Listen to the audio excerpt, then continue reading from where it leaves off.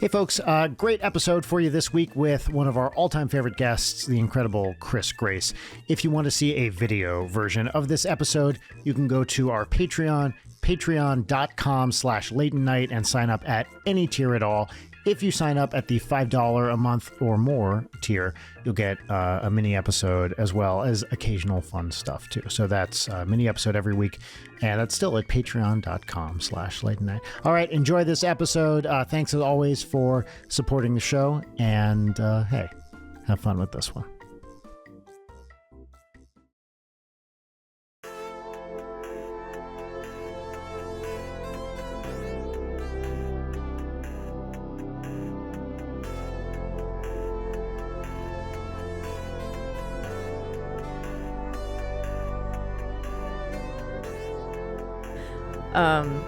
First hard-hitting question of the evening. Oh, wow. Yes. Right Chris, into you just put on some lip balm. What's your go-to? This is Aquaphor Lip Repair. it. That's honestly my go-to as well. The Aquaphor. It hits. I only got this because I was in Washington, D.C. in the middle of a snowstorm, and my lips got very chapped during that week that I was there. And I ordered food for myself, and then you know how you can add things? Mm-hmm. I added, this was the choice available to me from the add-on DoorDash Walgreens option. I've never done the add-on. Yeah, Oh my God, I do it all the time. Is it? It seems great. I don't know. Devious. Yeah. It is. Well, it is such a trick too, because it'll be like, you have 10 minutes to add extra things, and there's no extra delivery fee. But then you do it, and like there are still fees for it. I feel bad enough. I think. Well, tell me what you think about this. I feel bad asking someone else to do that work for me. Like I can just go get my own lip balm. I don't want some person Yeah, but you're I don't know paying to an do it. exorbitant amount for this. Well, for them that's to do it. absolutely true. Yes, Are and they? the guilt compels you to tip larger. Yeah, Not me. 100%. It's not like this person is an unwilling participant in that job, and arguably gets paid more by doing it. I would assume so, right? It's an additional. Oh, you mean by tacking on a little more? Yeah, they you definitely get paid more, right? Yeah, for sure. I feel like I never fully updated my life to 2025 because I still feel bad ordering through apps. Like I almost always do pick up if I can. I mean, that's probably fair, and you're also saving a lot of money. Well, that's a big part of it. You know, yeah. if we could, well, one, I was in DC, I didn't have a car, but that's a big one for sure. But many times here in Los Angeles, as a matter of fact, I just ordered Chinese food from a place that if I picked it up, where I would have saved a fair chunk of money. Yeah. And probably actually additional advantage is to not help the apps do well. Well, and it feels like, well, it not feels like it is true. I think if you order through the store direct or the restaurant directly, they're going to get a bigger chunk of it. That's right? true, but like these days, restaurants have very wonky options when it comes to, you know what I mean? Like, Yeah. It's like, I guess like when we were kids, you would just call the pizza place. Yes. And that was also a job, being the pizza delivery guy, Absolutely. you know, where your car has 11 pepperoni pizzas in it or whatever. That was a whole occupation. I think that's totally gone now. We live right near a ghost kitchen. Oh, you do? Yes. Oh, wow. Like when they first started, there were all these different. I was like, wow, look at all these cuisines available to us in Grubhub or DoorDash or Uber Eats. And then I noticed that they were all from the same address. Is it good? And now it's actually been a long time since I ordered from there. The last time I ordered from there was, I think, Cracker Barrel was delivering from there or something. And it was funny because when they first started, they were hiding it. What? I mean, I don't think I fully understand then what a ghost kitchen is. I think it's either like a giant kitchen where different people can make things, or it's a bunch of like little mini, like the equivalent of if you parked like 15 food trucks inside of a building.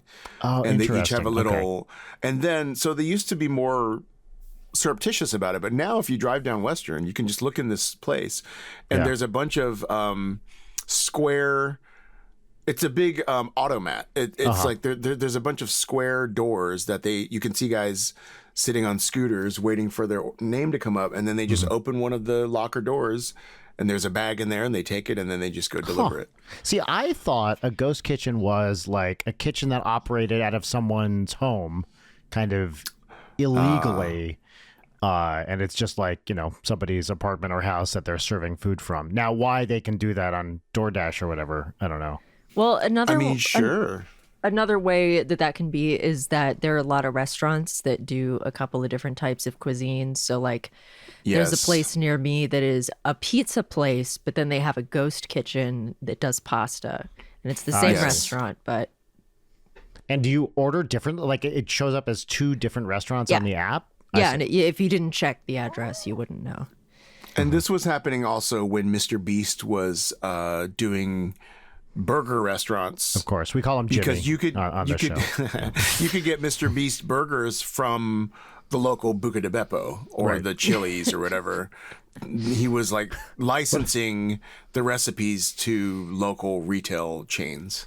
Jeez. Could you could go there and order a Mr. Beast burger? Is it? It I just think sounds you could like pick up maybe, but it wasn't as if you walked into a Buca de Beppo and they said, "Are you here for pasta or for Mr. Beast burgers?" Because it's such a cool guy move to go into a Buca de Beppo, first of all, at all, but then to show up specifically for the Mr. Beast burgers. Yeah, it's very cool. That's a very cool guy move. Very cool. Yeah, 100% accurate. I have no idea what you're talking about. Do you guys like how I'm like getting... You're getting annihilated by sun. Yeah, I'm getting like old cronification. Like my... like I picked up the wrong grail. Yeah. It's the scene in The Hunger when David Bowie goes to the doctor. If you haven't seen that. I've not. The Hunger is an amazing movie. Years ago, I saw it. Years. He just ages really fast. My contribution to the lip balm discussion was going to be that my holy grail product is a very TikTok girly pick, even though I don't use TikTok, but it's the Laneige sleeping mask. This is the holy grail for me. Like, I've heard of Laneige being like a premium. Yeah, and then they have like a tube of the same thing. Oh, I know where I heard of it. I was walking around the Grove the other day, and there's a Laneige store there. Oh, yes, the Grove. What's one of your favorite LA hangouts to just go and to see and be seen, of course. I like the Grove. Yeah. No, it's a chill vibe, especially if you go to one of the like, drinking in the courtyard places. People watching is a Grove seldom, farmers market pretty regularly, actually. I take Audrey there because she has her own stand, fruit stand. That's right. I did. My niece was in town not too long ago and was very excited to go to Brandy Melville at the Grove. What's that?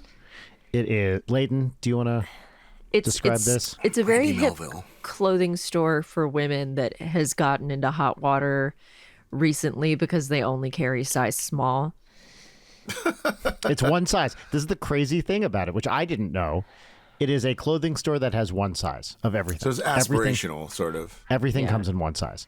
But it's like pastels, right? It's kind of like... It's very basic, preppy. Like preppy stuff, right? Yeah. Yeah. This sounds very body positive.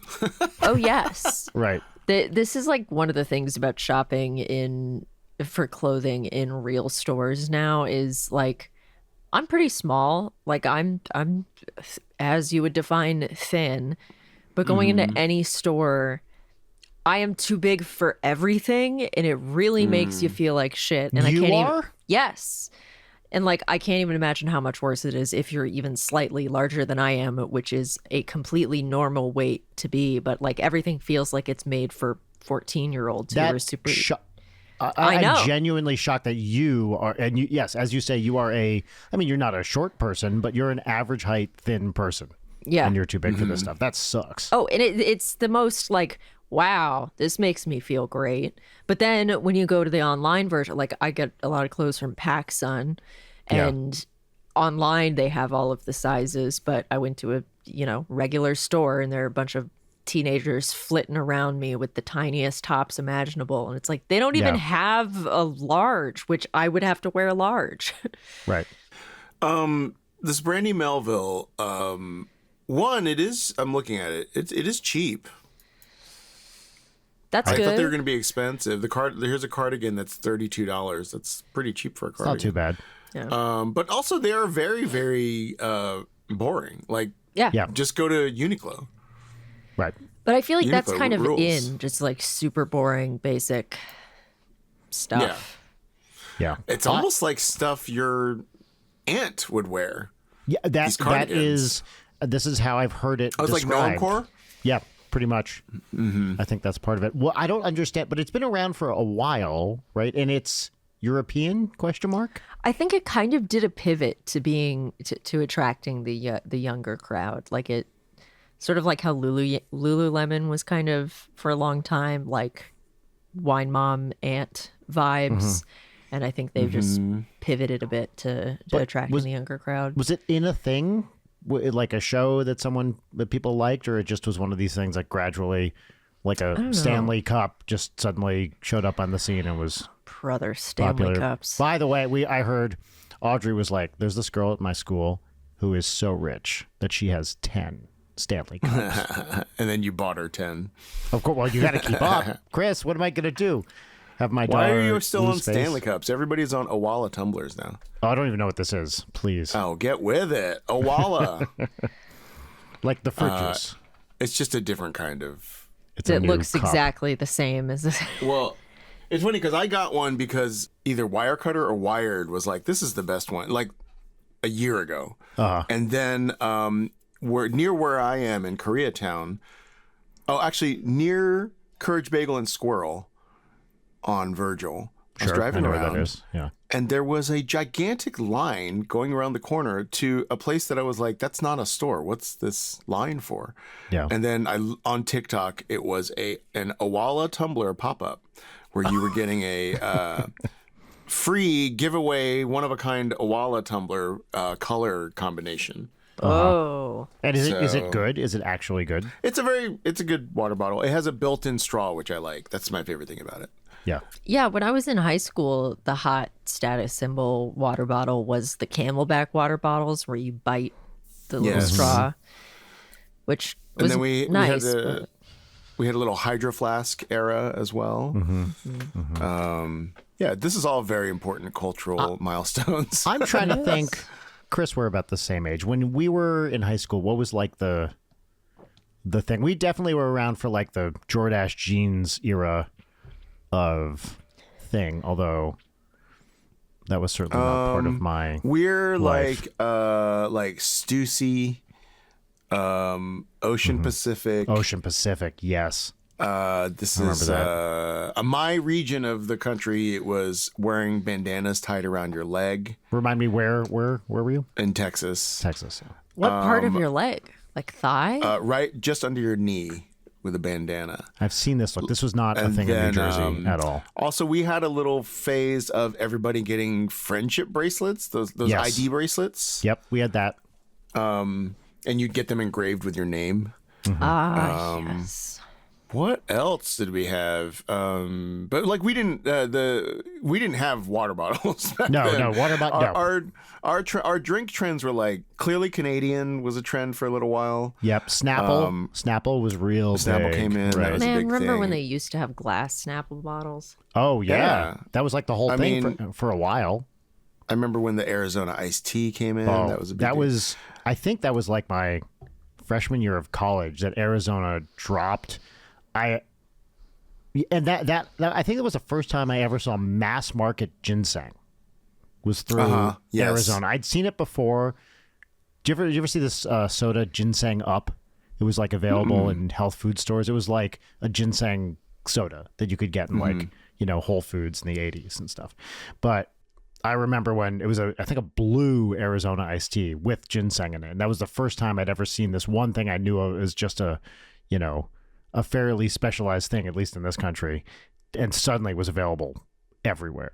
What about that? There was a little wave of drinks that had like tiny balls. Orbeez? Orbits? Yeah. Oh What was yeah. that? What the fuck was that? That was I don't even weird. know what that was. I don't think I ever had early, one. experimental boba, kind of. Yeah. Right. Yeah. Then there was I missed the Sobe lizard. Lizard. Yeah. So be lizard. Jesus. I didn't. Yeah. At this point, I'm like too old for these things. 100%. Yeah. Until my second youth now, where I get Owala tumblers and that Yes. kind of stuff. Yeah. Your dotage. But is also, the word if I you're think. into this kind of stuff, like there is a phenomenon where you become an adult, and so purchasing a $19 water bottle is nothing, baby. No, that's right. I can hop on Amazon and get myself an Owala tumbler like that. You can do whatever you want, Chris. Yeah, yeah. So I can really lord it over these children begging Yeah. their parents. Just walking for around, tumblers. arms filled with tumblers. I filled the water bottle once. I drink the water and I throw it out the car window. You have Don't to use it again. Yeah, and that's good for hopefully the earth. on a teenager. Yeah. A genius thing that so there's like the phenomenon of people customizing their Stanleys with like every manner of doodad or the stupid little trays that you put on top to put snacks in. What? It's, Yeah, I've seen it's this. really dumb. But There's a there's snack tray you can add on to customize a You know, Stanley? like the car tray that you put in the passenger seat when you're a Oh, yeah. salesman. Uh-huh. There's the equivalent of that for Stanley tumblers. It's a little. Oh, and there'll weird. be like TikTok girlies who are like, refill my Stanley with me and put like chopped fruit and nuts or whatever. And they're like, I'm going to go on a walk with this massive pile of food. Yeah. But they have little end of straw caps that are shaped like things. Mm-hmm. And people use those to cap their weed pens, which Oh, I thought was pretty interesting. genius because those That is things do smart. get icky if you don't do that.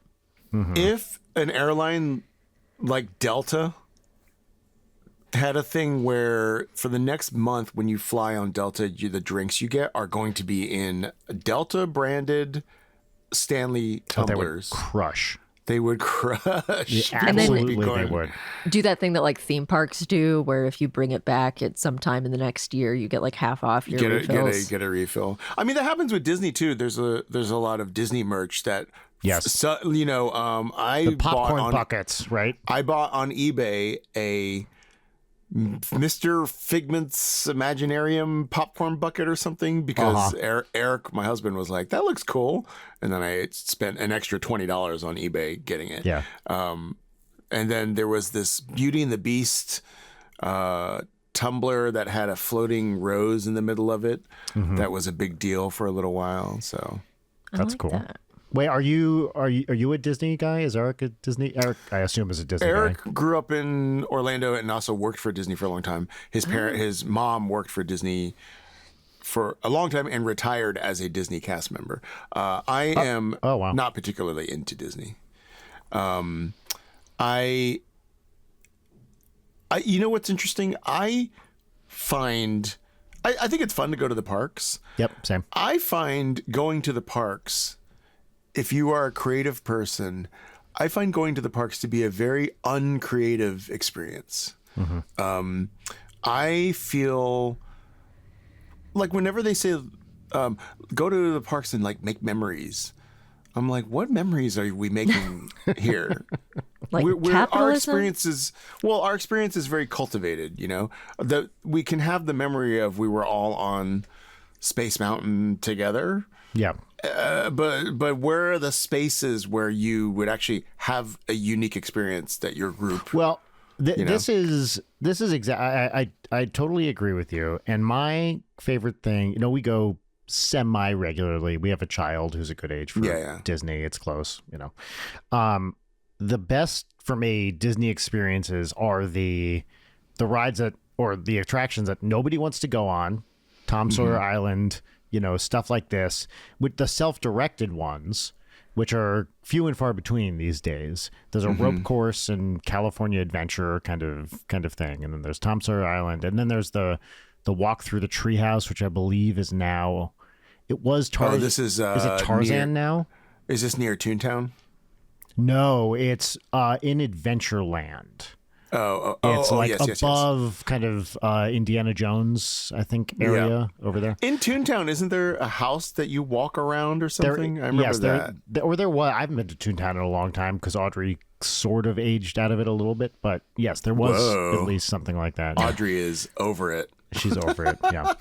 Wait, how old is Audrey now? She will be 11 in May. Wow. Okay. This And is she- prime. Swears like a Oh my sailor. God. It's incredible. Really? Trooper. Yeah. So our rule with Audrey is genuinely, I don't care if she's swearing at home. I just don't want to hear that she's doing it like at school and you know, doing something that's upsetting teachers or other kids or whatever. And in fact, yeah. I always thought that was funny because when your peers from junior high and high school grow up and they have kids, they'll suddenly say, "Oh, you can't swear, you can't have profanity or whatever," and you just think, "But I knew you when you were 12." That's right. Yeah, exactly. And I'd were doing rather all her. The thing is, I want her to kind of, I don't know, learn how to swear properly. Basically, I feel like it's a thing I can teach her as a parent and a semi-professional vulgarian. You know, so I yesterday she was doing. I sent late in this video. She was like, "Daddy, I want to do an impression of you." So at the time, I was wearing a baseball cap. And she took my baseball cap and put on my sunglasses and recorded herself doing a little rap, which I can't remember all of, but it started, "My name is Brian Wecht, and I'm here to say I'm a motherfucking bitch in every single way." And it was very fun. I mean, And she's tossing up like middle fingers the she's whole time. flipping off the camera. It's so funny because of the vessel that it's coming out of. And then after that, I was like, okay, so just to review, when is it okay to swear? And she goes, when it's for a bit. Oh my God, you've like- raised a comedian. We're raising a comedian. Yep. Comedy parents, comedy kid, I guess. Well, yeah. I mean, I assume that. I mean, she's gonna be devastated when you put out the response diss track. Oh, yeah, believe me, I'm working on it right now. And the thing is, she can't produce for shit. So I'm gonna be in that regard, right? Gonna get owned. Yeah, nice. I want to finish the thing I was saying about Disney, which is the self-directed attractions, I believe, are the only places left that you can truly make these weird memories kind of on your own, because you can get somewhat away from the bulk of the crowds and just sort of do your own thing. That's my favorite part of Disney these days. And everything else, no matter when you go, it is just choked with people.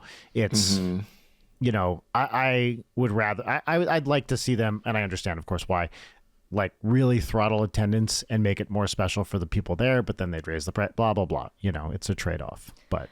I mean, tend it to might agree. just be because we are creative people, but just I would say in general in culture these days, there's not a lot of space in things. There's not a ton of blank spots or interpretive gaps for you to apply your own thought process. I'm talking about in the most popular things. I think below that there's tons of this stuff, but but you know, the entire MCU, there's no interpretive space to be. Yeah. You know, there's no movies that where you're debating with people what happened at the end of that. You know, No, right. That is something that drives me so nuts when watching things where it's like, holy fuck, give lines room to breathe. Give it some silence. We don't need a score every second of the movie. Like, I rewatched Sloppenheimer with our friend Jory, because I have been haranguing him to watch it forever, and it's been like,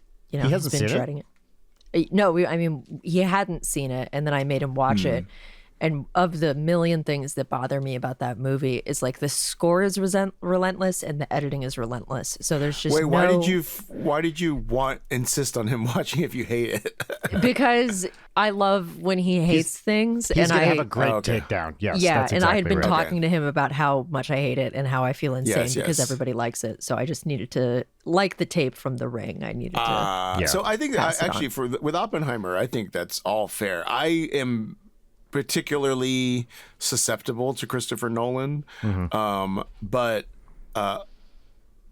there's no question that he doesn't trust for a second that he has to do exposition for 90% of the film.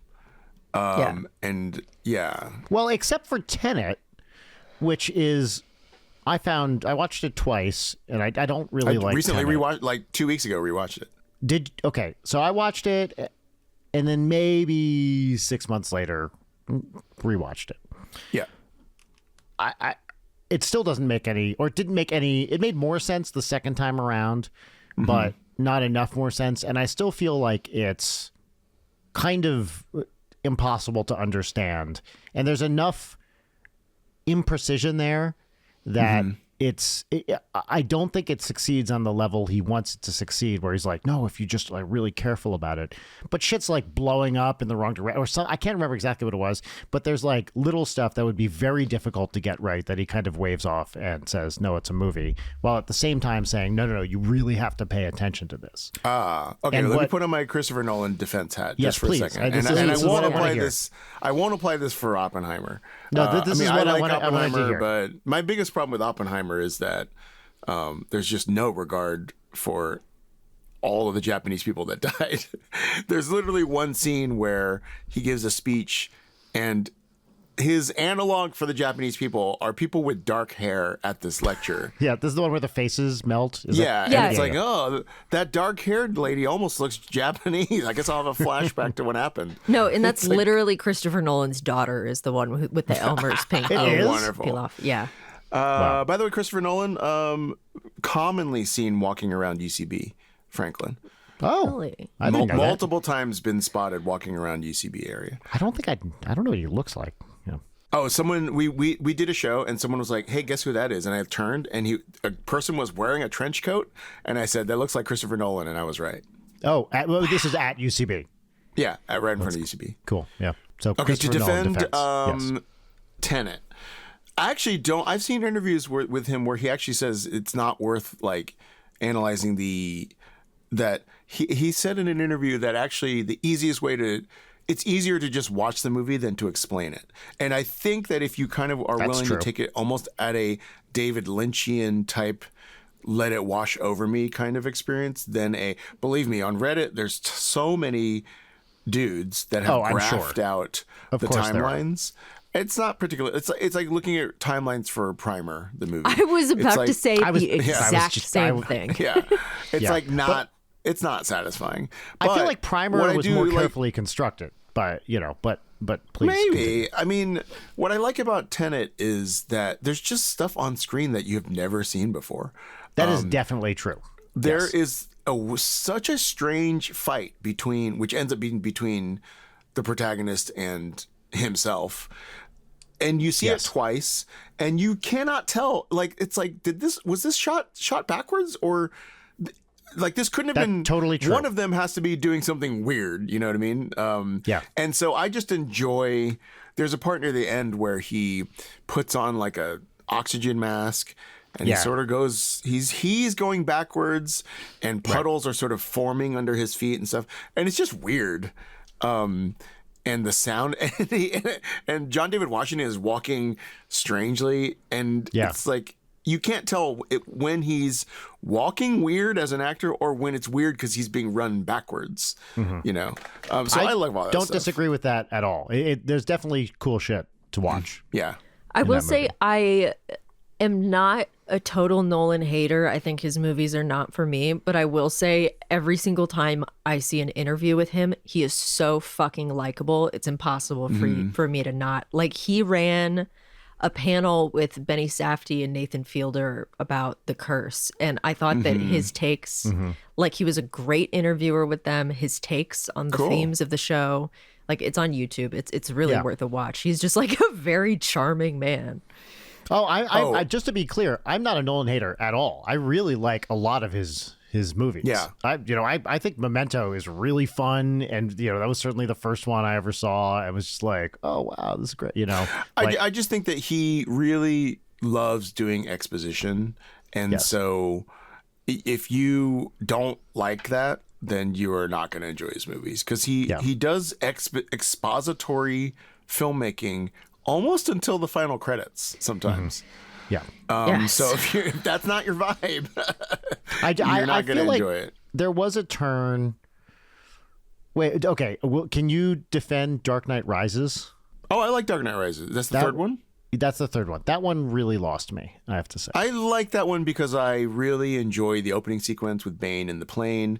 I really enjoy that football, that stupid It football. looks cool. It definitely It looks looks cool. And Yeah. when it came out as like a preview trailer, it was, oh my God, what is this sequence? Now when you watch it, you just think, hey, if you're that guy carrying the ball, that's insane. Yeah. You didn't notice things. Yes. The earth was falling behind you. And Yes, but I mean, totally. he still scored, and that's the important thing. Yeah, no, you have to. At least they won. I have to say that Yeah.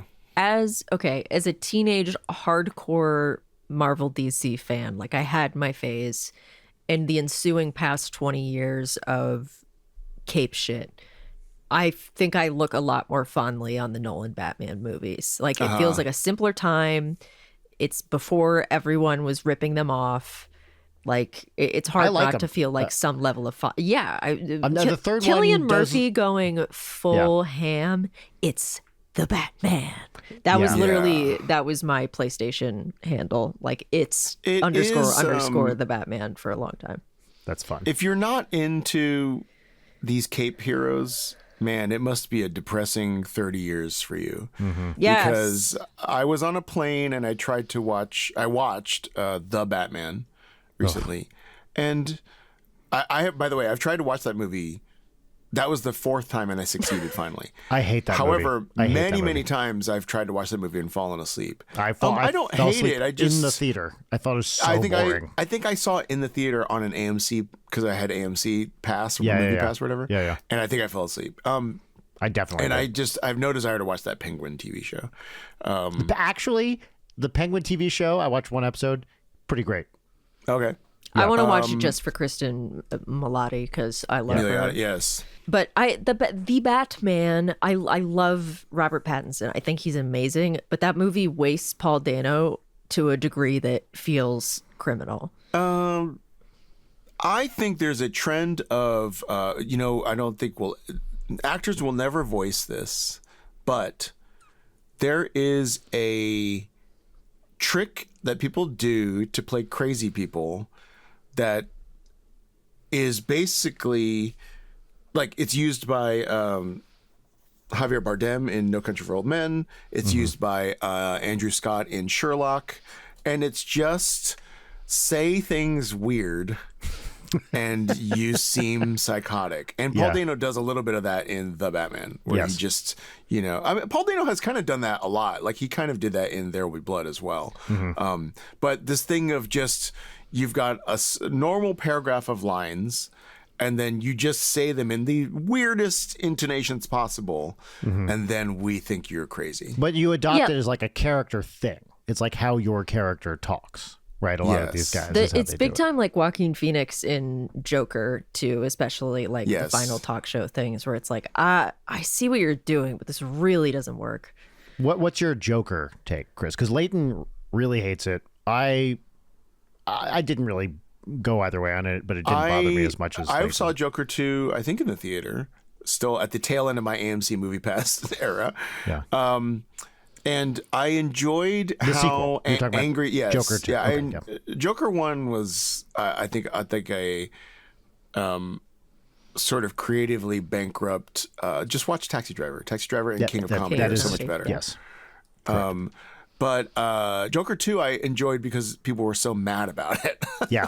Yeah, that's my feeling. I feel like I'll like it because I love Well, courtroom shit. John Waters put it on his 10 best list of the year. I mean, the So, unfortunate which thing feels is just that contrarian, but the problem with that and the problem with Megalopolis is that they're just kind of dull. So it is fun that there's Joker 2 is definitely trolling people that like Joker 1, Yeah. but it's also just kind of like I don't think this spoils anything. It's shocking how long it is a courtroom drama yeah, I've heard that. and how boring the court drama is. Uh-huh. I mean, and it's 2.5 hours long or something like that. Yeah. And actually, Leighton, I want to know, what'd you think of Anora? I haven't seen it yet, and I'm so excited Okay. to see it because I watched the Florida Project for the first time recently, and that was like one of the best movies I've seen in a year, and I cried my fucking eyes out. Like I'm on so much medication that crying is nigh impossible, and like the ending Yeah. sequence got me so bad. Yes. So I'm really curious because I love Sean Baker. I really like Tangerine. I really like Tangerine's Florida amazing. Project. And I think Anora is so overrated. Really? Okay. And I just don't get it. I mean, it's good. Like, I think it's just in the face of the critical response, especially from Letterboxd Bros. It's, I don't know. I was disappointed just because I really enjoy Sean Baker's work. It is, it's not a bad movie. I don't People think it's, say, I haven't seen it. Is Mikey Madison great? yeah, Like- Mikey Madison's very good. Yeah. I will say, did you like that episode of The Bear where they yelled at each other the whole episode? You're gonna have to be more specific, Chris. The feast one with Jamie Lee Curtis. Yes. Like, I did not enjoy that episode. I thought that I didn't love it as much as everybody else seemed to love it. I think that they felt they were doing a lot of acting, and they were. And actually, I think sometimes that this is not a parallel at all. But if you watch a movie like Lion in Winter, where they are fucking ripping each other with dialogue that is so sharp and dastardly and like cutting to the bone. And then I feel there's shows where they just yell at each other a lot and they think they're doing the same thing. They think they're doing Who's Afraid of Virginia Woolf. And it's like, no, you're just yelling at each other. Anyway. God, I love In Who's Anora- Afraid of Virginia Woolf. That movie is so Yeah. fucking great. Yeah. In Anora, there's a lot of yelling at each other, and it just gets to be a bit much for me at a certain time. What other Chris, I've been so excited to have you on the show again. Like Yeah. I've been pushing for Wait, it. is this our Oscar special? Is that what we're doing Oh yeah, right now? I've watched all the nominees except I haven't watched 3 of them. The 3 I haven't watched are I'm Still Here, A Complete Unknown, and then I can't remember what the other one is. I've watched all the other ones. I'm though. very ill prepared this year. I'm very excited to see Conclave. Me which too. I have not Conclave. seen yet. Yeah, Conclave's really good. I feel like Nickel I've, Boys. I really want to see Nickel Boys. I haven't seen that yet. I've missed so many movies that came out this year because I spent, from March until July unable to move because I broke a bunch of bones. Yeah, I fell off my roof. And so I just feel so behind on everything. But I'm curious what other movies felt really overrated to you. I think this year sucked for movies, especially if you look at the Best Picture nominees. I think this set compared to last year's set is much worse. I think either this year, probably my favorites were either The Substance or Conclave. But I think if you put them next to last year's slate, I would probably put both of those movies around 4 or 5 or something. Because I want to hear yeah. you two talk about The Substance. Because Leighton, you really didn't like it, right? I know, and it makes me sad. I wanted to like it really bad, but there's a I just thought lot. it was very funny. There's a lot to like about it, I think, but Yeah. I feel like it is being so transparently derivative of like Kubrick and Brian Usna movies, and like I fucking love Society. It's one of my favorite movies, and the fact that The Substance is ripping the Society so hard, I was just kind of like, we've seen this. Yeah, so I think that The Substance is very on the nose with what its message is, and it's very its substance is, for me, very funny. The body horror was really funny. There's just audacious things in it that I just thought were really, really good, right? Yeah. But in terms of the message of it, the message is sort of for someone's first art movie they've ever seen or something. It's not a sophisticated film. I'll give you a film similar to that, which I really enjoyed from this year. It's called The Beast. And it's on We the call him Criterion Jimmy Channel. here. We've talked about that. Yeah. It's on the Criterion Channel. I really enjoyed it. Oh, it's got Leah Seydoux in it. Yeah, who I don't really know who that is, but she's really It's a good. in it. And it's got 2024 movie. She's in Blue is the Warmest 2023 Color. maybe. But it's recent. And George it's not, McKay from Okay. 1917 as well. And the premise is that it's a science fiction movie where in the future you can go to this center and regress through your past lives and essentially cleanse yourself emotionally through all your past lives, and then I actually don't know. Like there's a good reason for doing that or something. Then you become like a pure member of society or something like that. So basically it's her and this other guy in like all these different time periods. But this is Scientology, right? Essentially. Yeah, basically. Yeah. Okay, great. But it's this is what, I was talking about like interpretive gaps. There are large chunks of that film where I'm actually not sure what is going on or what happened. Awesome. Great. Can't That even sounds necessarily really good. Can't even necessarily tell you what happened at the end. That's the best kind of movie, though. Like, I want to think about a thing long after it's done.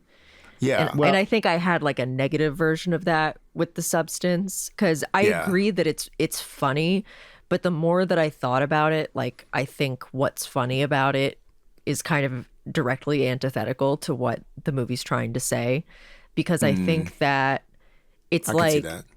she's being punished for wanting to be younger and beautiful, and then the funny stuff comes from look how disgusting she is. And that I could see that. rubbed me weirdly. Like, but there's so much to like about it. I think it's so stylish. I thought it was a lot better than her last movie. Like, I watched that movie. That was very B movie. Are you talking about Revenge? yeah.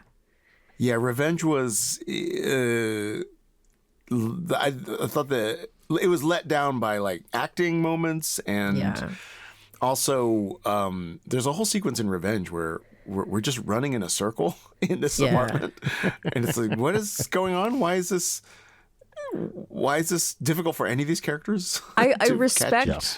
a lot of it. Like, I think she's a really competent and interesting filmmaker, but I found both Revenge and The Substance like really weirdly condescending.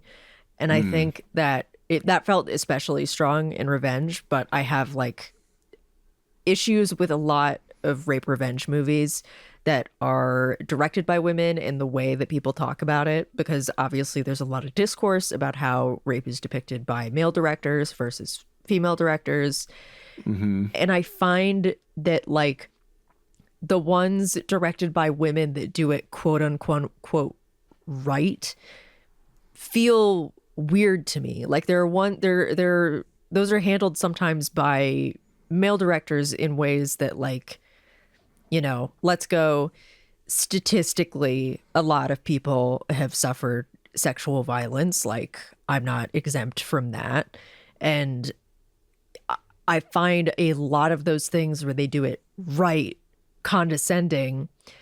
And this is a really, really hot take, but Emerald Fennell's Promising Young Women, which I know made a lot of people mad, I felt more seen by that movie than something like Revenge, and I think that Promising Young Woman does a lot of problematic things in that zone, but I resonated with that more. And then the way that people talk about that movie, particularly from a female director, and the shit that she's gotten for Saltburn, that like everyone's always like, oh, more movies from female directors, more movies from female directors. And I would say Emerald the director is doing that, and then people eviscerated her about like, well, you clearly don't understand. Like, if you like this movie, you don't understand what rape victims go through. And people are so happy to use the straw man of a rape victim to defend their argument of like, well, clearly you've never experienced it. And it's like the way that people react to sexual trauma isn't a monolith.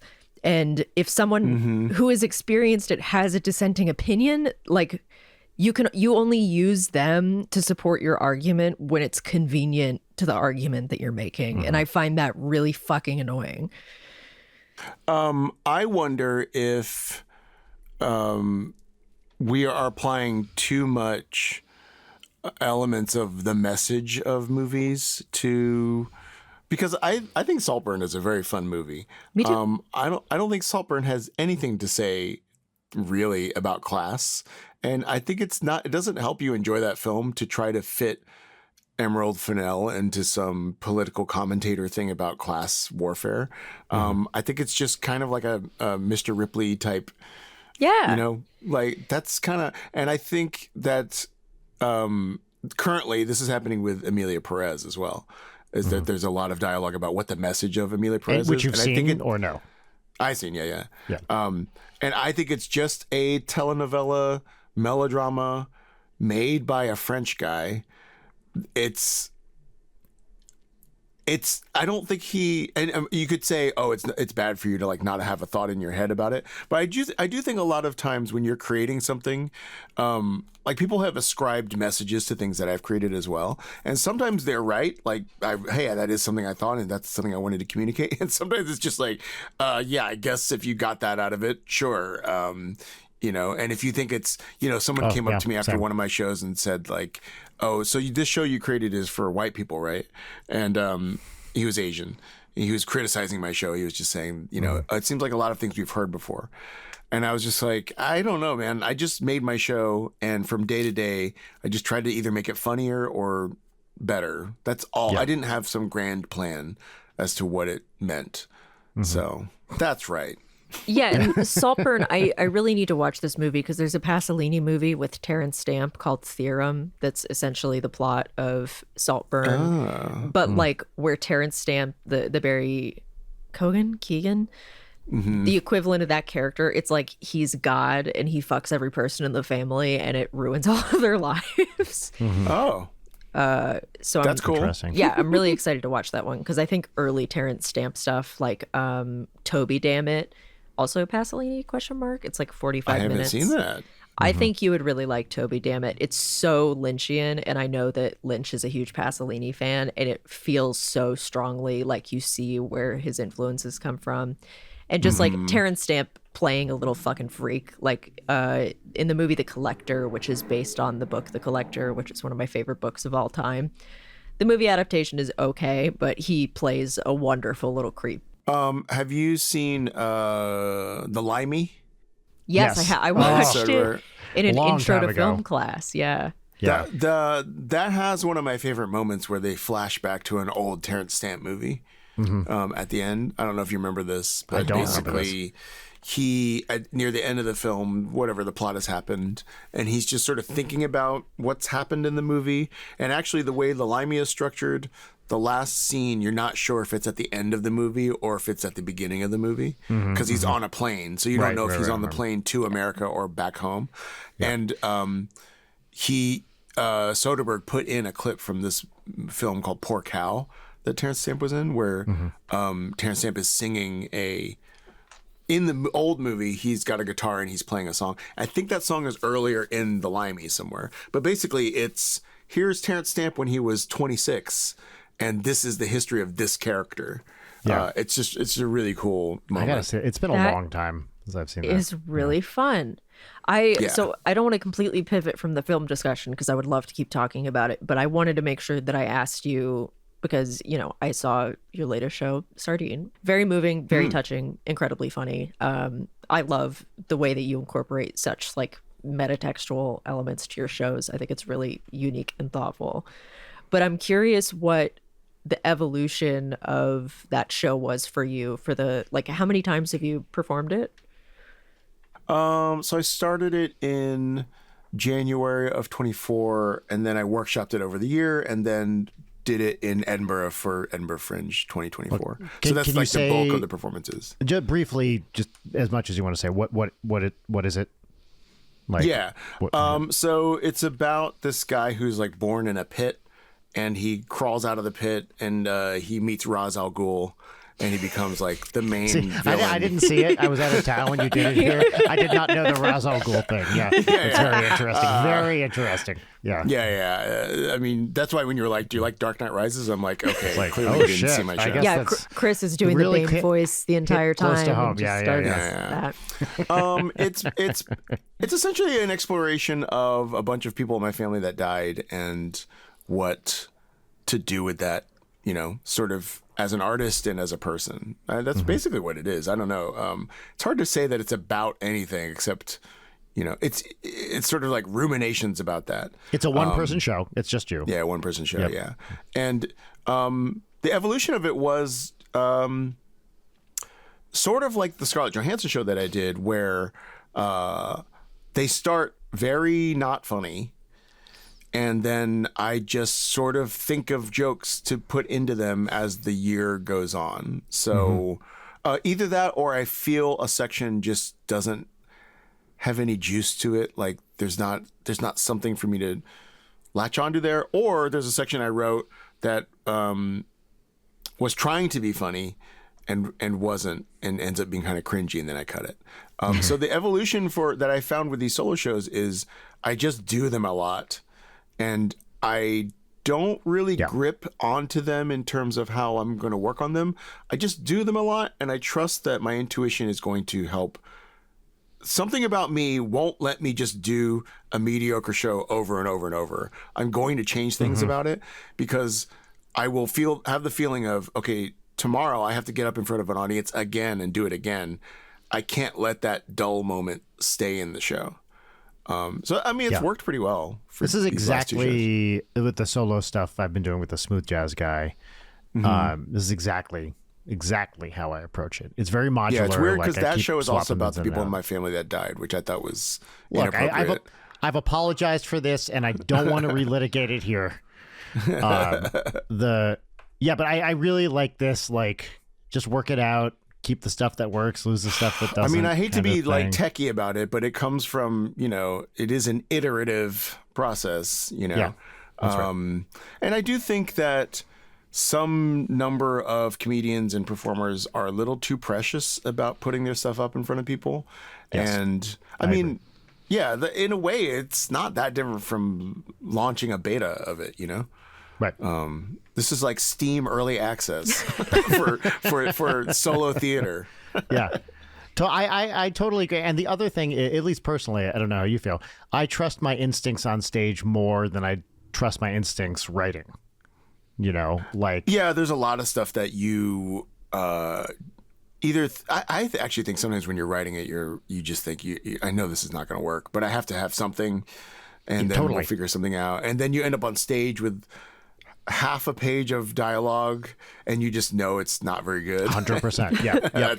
That's unbearable. Or the joke that you can feel like, you can't commit to it because it sort of sucks, and then you tell it, and then it flops, and you're like, well, it's this total self-fulfilling prophecy. Well, also, you don't know. Sometimes you don't know if, do I actually need to commit 200% to this and then it'll work? Right. That's right. Sometimes it does. For me, never. That doesn't tend to be. I don't know. I think if the audience can feel me pushing on stuff, they back off.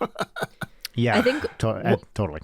one of the most I'm always really impressed with shows where it manages to get audience interaction, because Yeah.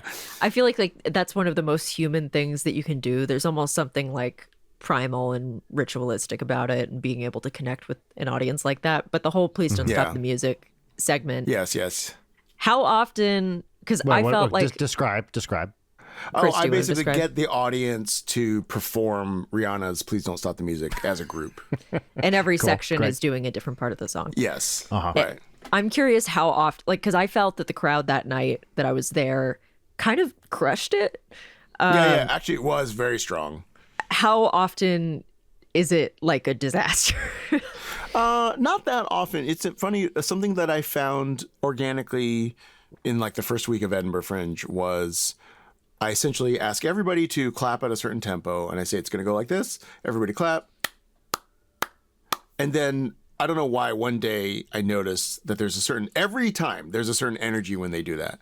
And so then I would say, okay, now we're going to do it again as if it was fun. So just pretend. And because everybody has that sort of numb energy the first time they do it. And then if I just call out that they were not very fun when they did it, I don't know why that unlocks something, and then it tends to be okay from there. The only time sometimes it at Fringe especially was if there weren't that many people in the audience. But yeah, I don't know. And also it's okay if it doesn't go that well. I also enjoy a lot of finding the wrinkles in the show where if this part doesn't go well, then I'll have to recover in a certain way. Oh, dude, that's my you know. favorite. I mean, Yes. I'm actually very influenced by my hobby as a magician. I'm not a professional magician, but I'm very much a hobbyist in it. And there's a concept of a thing called multiple outs, where if I just said, Leighton, think of a card, and you said it's the 3 of spades, and then I try to, I might have a bunch of different options where I had a Jack of Diamonds ready under my hat. You didn't say Jack of Diamonds, so we're not going that direction. It's like this tree of choose your own adventure algorithm things and one of them ends in 3 of spades. That's sometimes what it feels like, building all the permutations of what could happen during a live show. I read this really great article recently that was about a magician who's like a professional pickpocket. I forget what it was. If you say the guy's name, Paula Robbins, probably. is it Valentine? Something like that? I don't know. Maybe. Valentino, famous magician that was the Masked Magician on Fox. Yeah. I God, just what's the thought guy's that name? Yeah.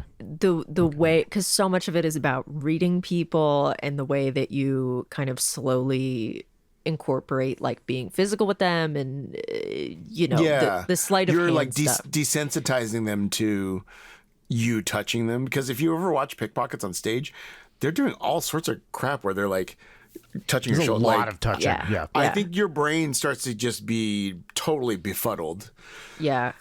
And Also, like the you're on misdirection. stage, I thought it was just like a fascinating, because I've read a lot of stuff about like books written by professional interrogators, and it's a lot of the same like misdirection, distraction, being able to read where a person is at psychologically and kind of finding the holes in it. And I find like that's the most fascinating part of magic stuff to me.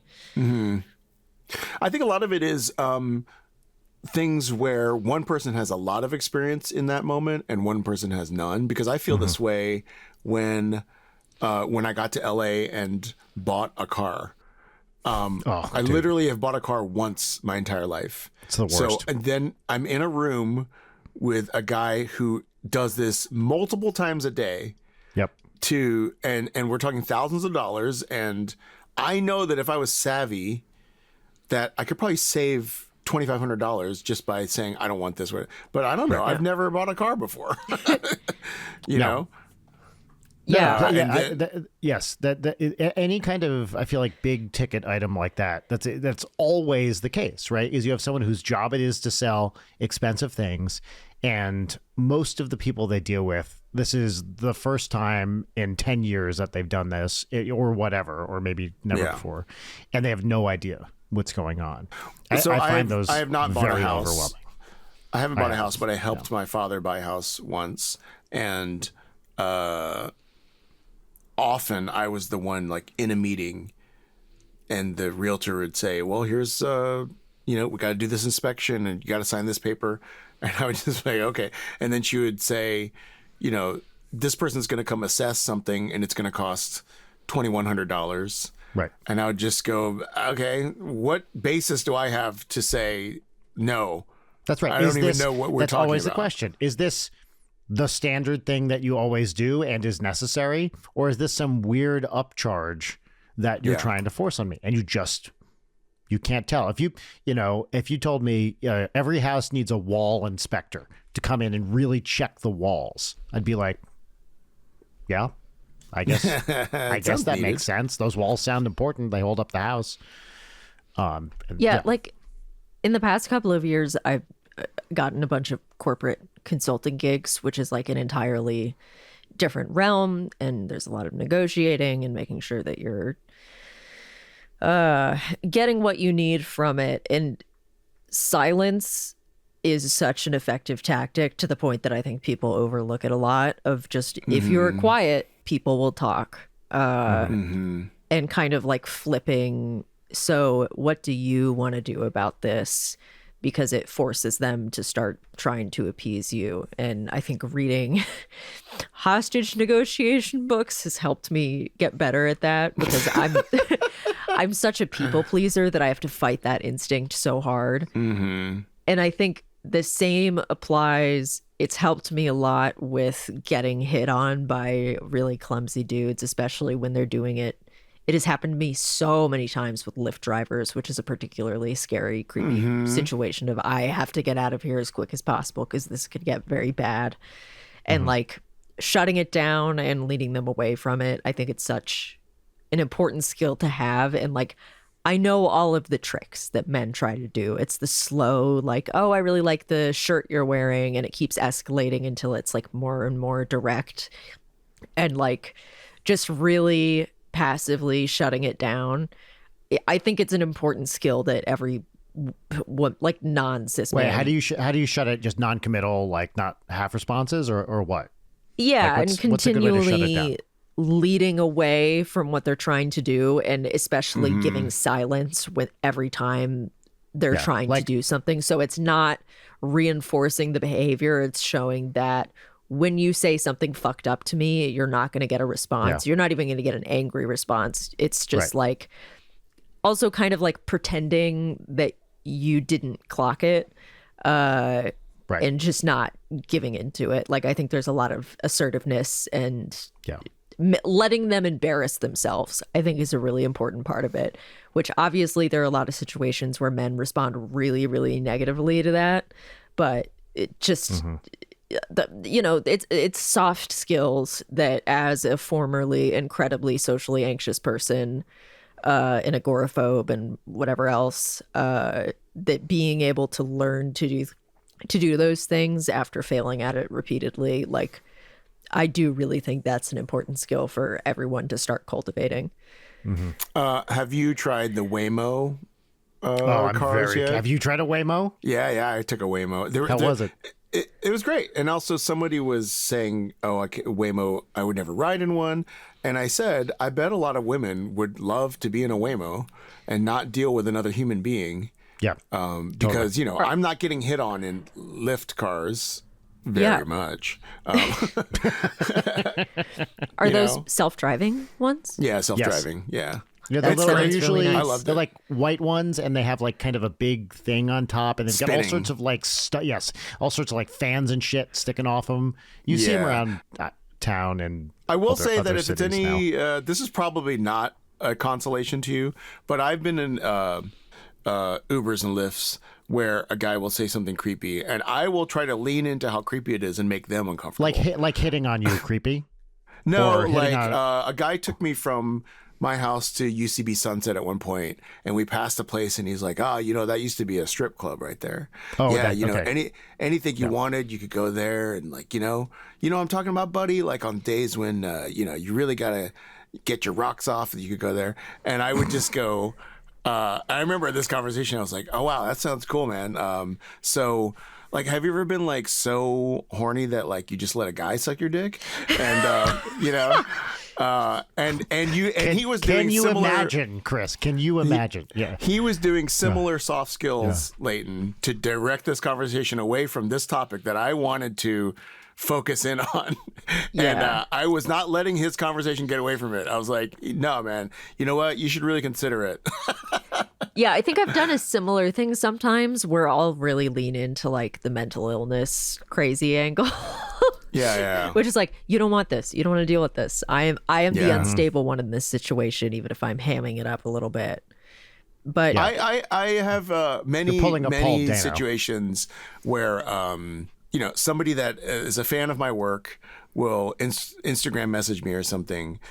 There are multiple situations through the last 5-10 years where somebody will start a conversation and then say 10 DMs into it, you will sense them being like, okay, I gotta back out of this conversation. yeah. Because I'm too familiar with them, basically. I I'm think they're- surprised. So, do you respond to fans reaching out on DMs? Yeah, I respond a lot to fans on DMs, especially even if they're just saying, like, if they say they watched my special or whatever, I definitely like DM back. But I've had ones where guys are like, "Hey, my buddy's getting married in Pennsylvania, and I'm such a fan of yours. Could we hire you to just come hang out with us at the wedding and the reception? By the way, I'm straight, but sometimes when I get drunk, man, I love to take off my pants and show guys my dick.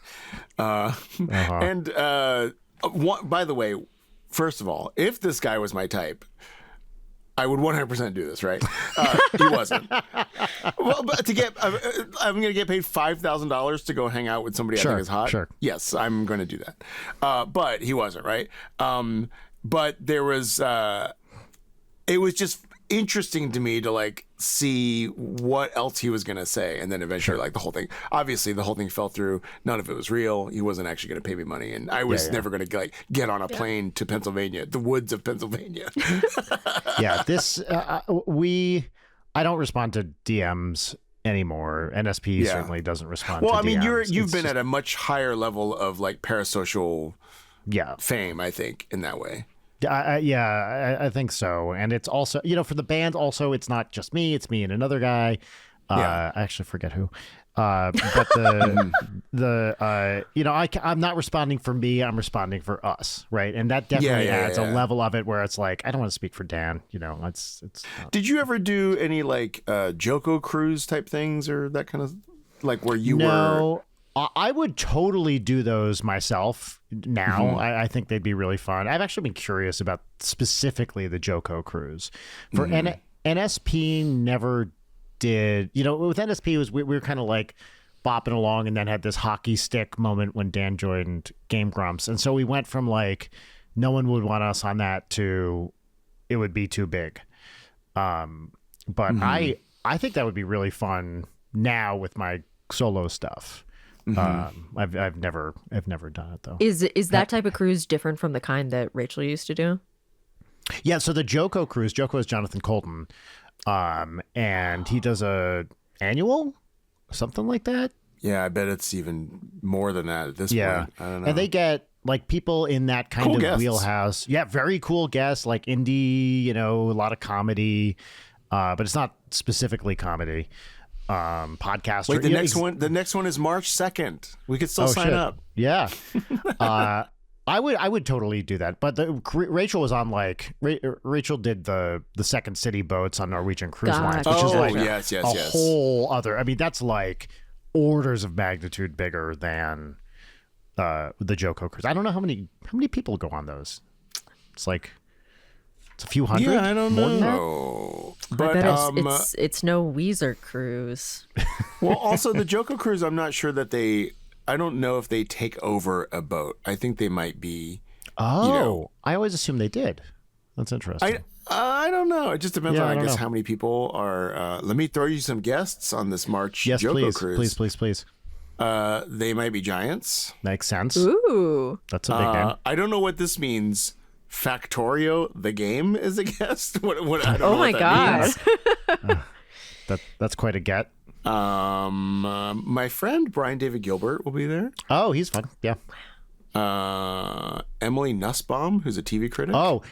I love her. She was the New Yorker TV critic and has a great book called I Like to Watch. Really good writer. I was on a Telnet BBS with Emily Nussbaum back in the day. That's my claim to fame. Yeah. You got your Paul F. Tompkins. You got your Janet Varney.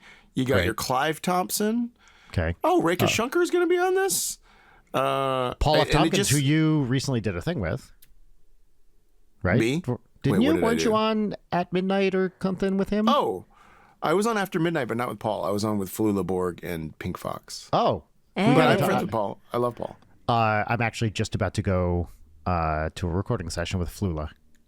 Cool. We're spending a week together next week writing stuff. Yeah, he was one of our first guests on the show. Yeah, he's a good friend. Oh, cool. Well, who is Paul and Storm? Paul and Storm that's a musical duo who one of your rivals, I would assume. Yeah, I think they've been at it longer than we have. They would open for Jonathan Colton a lot. Alexa? I forget exactly who they are, but Lights? they've been around for a long time. Oh, I see. So Brian David Gilbert and Iffy Nwadwe are on the boat because at the bottom of this, they're going to do Actually That's it. on the show. Got it. So, yeah, this looks really fun. Oh, That Amy rules. Mann. Jeez. Well, she's Whoa. really she is totally in with that crowd, that comedy. I'm sure she and Paul F. Tompkins know each other well. Yeah, There's that whole like in the indie music Largo comedy, Largo yeah. scene. That's exactly right. Yes, Yeah. it's that. It's that. Oh, wait, let me tell you these other movies that I was going to mention. Yeah. Please. Did you see Kinds of Kindness? No, I haven't. I was I don't not think I can expecting handle much it. from this film, and I really enjoyed it. I did not like Poor Things. I generally like Yorgos Lanthimos very much. I found Poor Things to be really disappointing.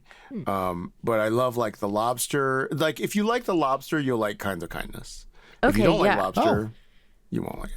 That I was like one of The the Lobster. ones that I didn't like as much. I mean, I think Killing of a Sacred Deer is my favorite, followed by That's like the one I haven't seen. I've heard it's great. Chris, you would Yeah. love it.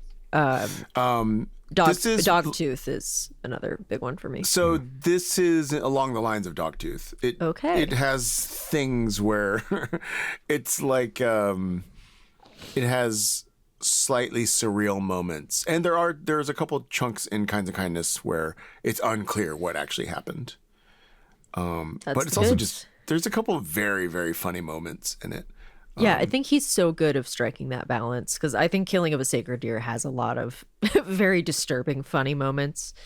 Like, I Cool. love the very, very black comedy of it all. Yeah. Like, oh shit, what did I watch recently that was so. No, it was the book that I recommended to you at the show, the Dennis Cooper's The Sluts, which is one of the most disturbing yes, books yes, I've yes. read, but it's so fucking funny in the worst way possible. Oh, by the way, I went through a little. I don't know if I talked about this last time, but I went through a little phase of reading all these like. I think we did, but like splatterpunky type Hog books. and all that. Cows. Oh my gosh, Cow, Hog. I read. Yeah, The I think one we did about- talk. We definitely talked Yes. about cows last time. Yeah. I read a book about a girl. It's like The Girl Next Door or something. Basically, I saw Jack Ketchum. a TikTok of like these are the most horrific books you've ever. Yeah. That was a little period of mine during 2024, 2023. Yeah, I just shit. I feel like I read something recently that was totally in that vein, aside from the Dennis Cooper stuff, because some of those are so big misses for me. Yeah. Because they feel like they're trying too hard, or what? Yeah. Have you read Geek Love? A long time. I I've read not. that 25 years ago or whatever, around the time it came out. Yeah. I love that one. That may be one of my favorite books of all time, and I read it at a really formative age. And for those listening, it's not about geeks in love; it's geeks in the old timey sense circus of eating kinda, a chicken Circus head. sense. Mhm. And I remember really liking it at the time, but it's been it's a fantastic. I long mean, time, because yeah. it's so fucked up. I mean, for people listening, the premise is like, here is a family of sideshow freaks where like they intentionally get the mom pregnant and then expose her to radiation so that they'll have freaks. But I think the thing I love most about that book, for as fucked up as it is, like the pathos and the humanity in it, and like all of the emotional stuff, like that book makes me cry. It's it beautiful. fucked? I don't remember. It's been a long time. Again, I don't remember it being. Again, I have a pretty. Are you about to ask, is it fucked up to expose a pregnant woman to radiation? Or is it just. Yeah, because Yeah, if it is, I really have to go make a call right now before something happens. yeah, there's murder, fucked? suicide, necrophilia. A lot of the, guess, there's the cult of people amputating themselves to. Oh yes, right. Okay, Yeah. yeah. Because I don't have a strong stomach with that stuff, and I don't remember that book. Tweaking me along all. the lines of that, have you seen Vernon, Florida by Errol Morris? Early documentary No. by Errol Morris. No. I basically, I this is sort of apocryphal, but the idea is that he went to Florida to do a documentary about this small town where people in the town were cutting off fingers to claim insurance. And then This is like an '80s Errol Morris documentary, or yes, this is Yeah, like okay. one of his first ones. And then he was threatened to not make this film about that, or Mm-hmm. they were going to like hurt him. And so Vernon, Florida is just a documentary about this town. It has nothing to do with the insurance scheme at all. Uh-huh. And so it's a great documentary. It's just him, you're just learning about the people in this town and the various things. But it's just, I think a couple of people on camera like are missing a finger. Huh. It's not mentioned. There are two more. One is, this is a real Letterboxd bro film, but it lived up to the billing. It's called Sorcerer by William Friedkin. Oh yeah. Oh, I've been meaning to watch that forever because I love It is really Friedkin. good. Literally, my That's letterbox a bio is classic Friedkin, right? Yes, I mean, yes. yeah. It's had a little bit of a renaissance because it was like a flop when it came out. Right. If you look at when it came out, it's the year that it came out. If you look at the weekly box office, it's like Star Wars, Star Wars, Star Wars, Star Wars, Star Wars. 1 week, Sorcerer was number one, and then Star Wars. So it competed against Star Wars. Because it was which is his follow-up to The Exorcist, right? Wasn't it the one he made right after? It's Exorcist? somewhere in there where they just, and he thought this was even better than The Exorcist. Yeah. This was going to be, the studio was like, this is going to be great. We're going to make so much money from this movie. They talk about. Did you hear his Mark Maron interview?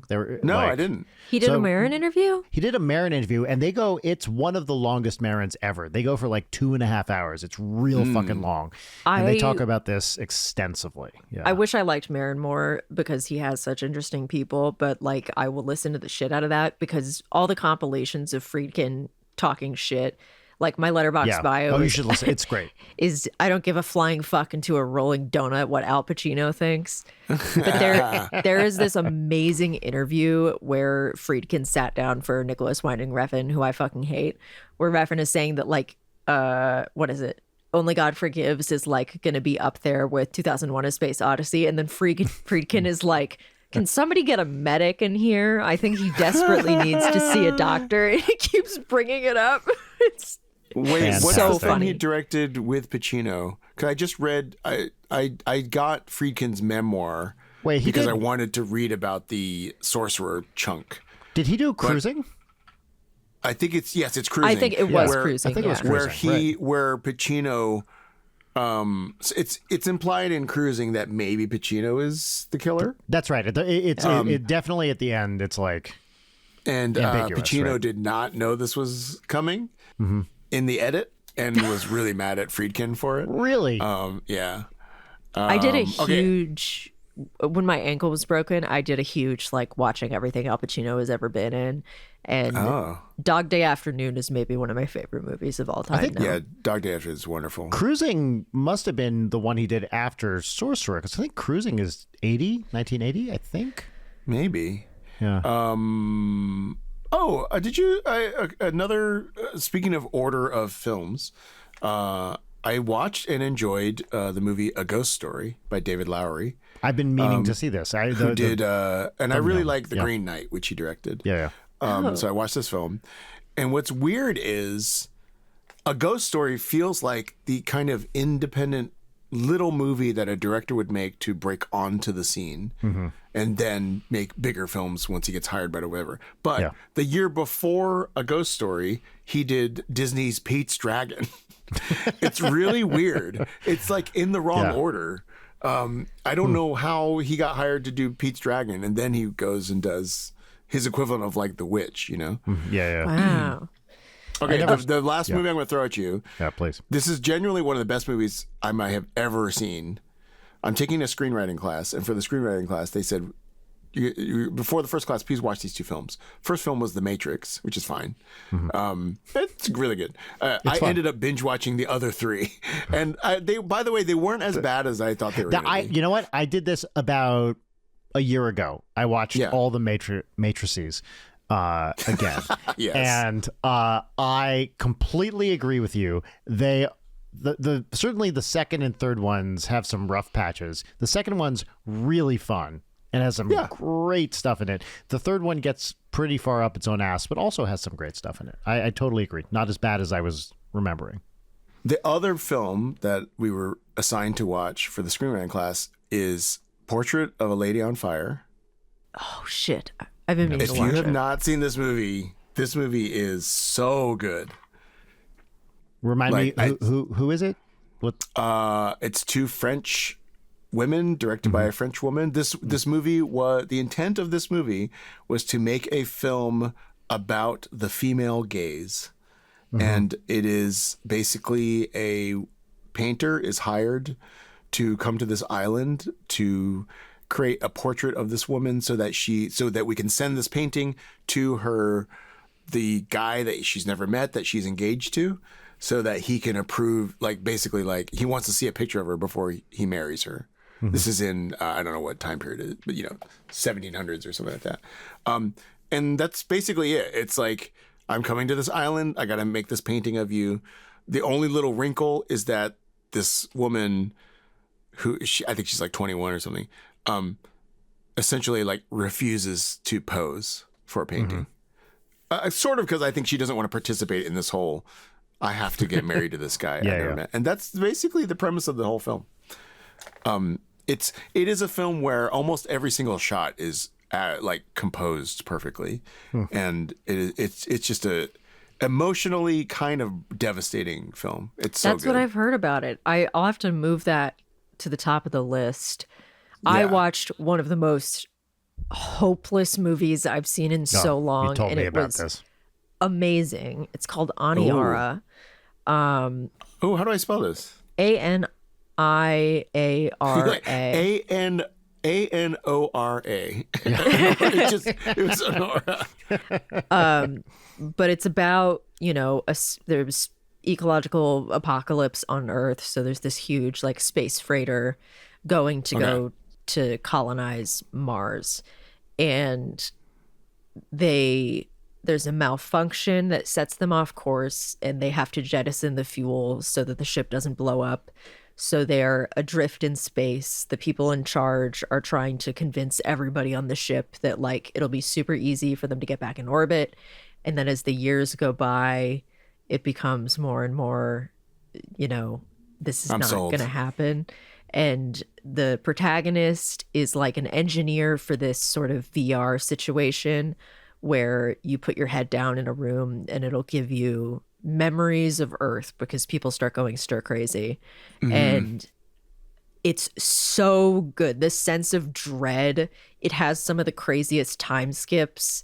It's beautiful, but it is maybe the most hopeless, devastating movie I've ever seen. After you told me about it, I went to Wikipedia and read the plot summary, and that was like upsetting by itself. It's really upsetting.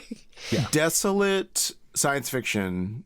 I'm on board for almost every one of those. It's everything that I like about fucked up space sci-fi, sort of like Solaris type Solaris. style stuff. Yeah. And also, I was gonna say recently I watched Stalker, which I'd never seen. That's about as Stalker desolate is as you so can get. good. It's so I great. love it. It's so great. I think it's fascinating how, a lot of these like classic movies, sometimes you put them on and you're like, yeah, this movie fucking rocks. Like this movie, Yeah.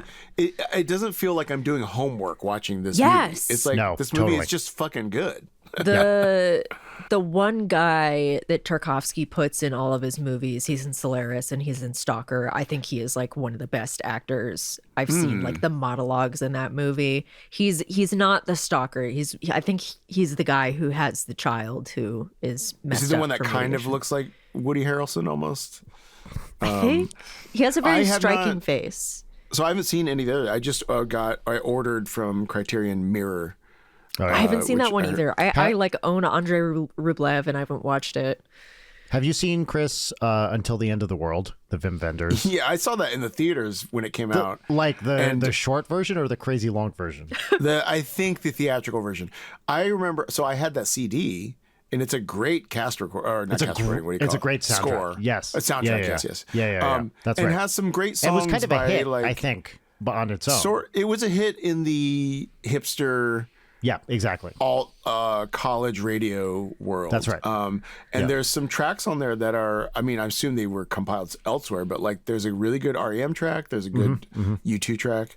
But yeah, but I haven't seen it. Literally all I remember is that there's like an AI bear. The bear. That is you talk to? exactly the only thing I remembered from. So I didn't see it in college when it came out, but a friend of mine showed me the scene because this is like pre-intranet, right? When this comes out, and instead of a search machine, yes, there's a. The search engine is the bear, and you ask the bear a question, and the bear walks around going, "I'm the bear, I'm the bear, I'm the bear, I'm the bear, I'm the bear," and then it tells you the answer to your question. So it's like the intranet before, the internet. I watched it on Criterion. They had the 5-hour version of it, which is I mean, it's great. It's such you a watch it? slog. I did watch it. Yeah, yeah. Oh my God. And because I was like, well, I didn't watch it in one sitting. I think I had to break it up into two, but it's got a lot of great stuff. And it is, I don't think it's 5 Brutalist, hours. also a long movie worth watching. Yeah. It's not 5 hours, but it's 3.5 or something like that. On the topic of Aniara and Solaris, this is another one of my favorite books that's totally hopeless, is The Sparrow. Which, Brian, did you say that you read that? I didn't. I just know about it from you. Yeah, it's they send a bunch of Jesuits into space to go colonize a planet, and they meet the alien race there and become really integrated with it. It's so fucked up, but like it has some of the best character writing and dialogue I've ever seen that makes all the fucked up stuff that you know is going to happen infinitely worse.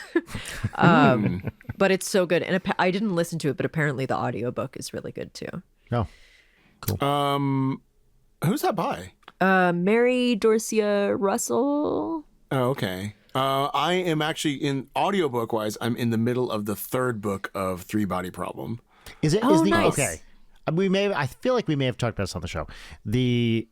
So the translator of the 1st and 3rd book are the same, right? And I think there's a different guy for the second book. For the second book. And I really, first of all, I did not like the show, the Netflix show version. I thought it was. I had read the book by that point, and Yeah, so exactly. It's one of those things. Wait, have you read the book?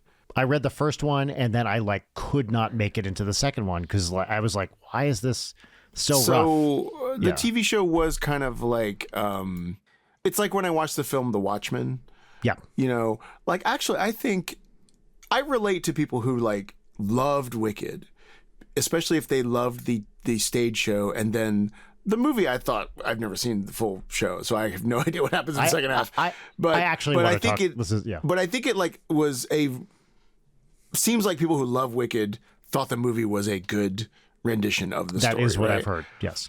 If I could have had that feeling about the Watchmen movie, that would have been great. Or the Three Body Problem TV show. Yes. As opposed to me just being like, yeah, it's it's got some of the things I liked in it. You know. That's how I I thought that felt way about too. Three Body. I was curious. I did want to talk to you about Wicked. I also don't know the stage show that well. You know some of the numbers, but that's pretty much it. I have to say, we watched it. Actually, this is how I spent New Year's Eve with Rachel and Audrey watching Wicked, because we decided to rent it. It's fine. I liked Seems fine. It was good. Are you telling me that Audrey waited until New Year's Eve to watch Wicked? She did. You Because it's made an 11-year-old child if she had from been, Thanksgiving to New Year's Eve. if she had pushed, we kept talking about it. She was not like super into it. My hot take on Wicked is that I don't really like the music that much. Like I think there are a couple great numbers, and then everything else is like, all right. I mean, it's not bad. It just doesn't do much for me. I would agree. I think actually there's like very few memorable songs in it. That's exactly my. Rachel totally agrees too. Have I got That's a Broadway exactly show my for thing. you, Yeah, Brian please. Wecht? Tell me. Do you have New York listeners? Yeah, absolutely. The show Maybe Happy Ending. Oh, okay. I think you will love. Okay, great. It's absolutely beautiful, and it's an original musical. It's not based on anything. Is it it's not off adapted Broadway from or Broadway? It's on Broadway right now. It's got Darren Criss, Helen wow. Shen. Wow. Cool. It's really, really good. All right. It is. It is very. Actually, probably Audrey, either now or in the next couple of years, will be like it. It is. It is a. It has the vibe of like a Korean / young adult ish type vibe. Oh, fine. She'll love it. Okay. She'll love it. So, it's really good. I bet my niece, who is my sister's daughter in Jersey City and sees literally everything, I guarantee you she knows and loves this show. Yeah, check it out. All right.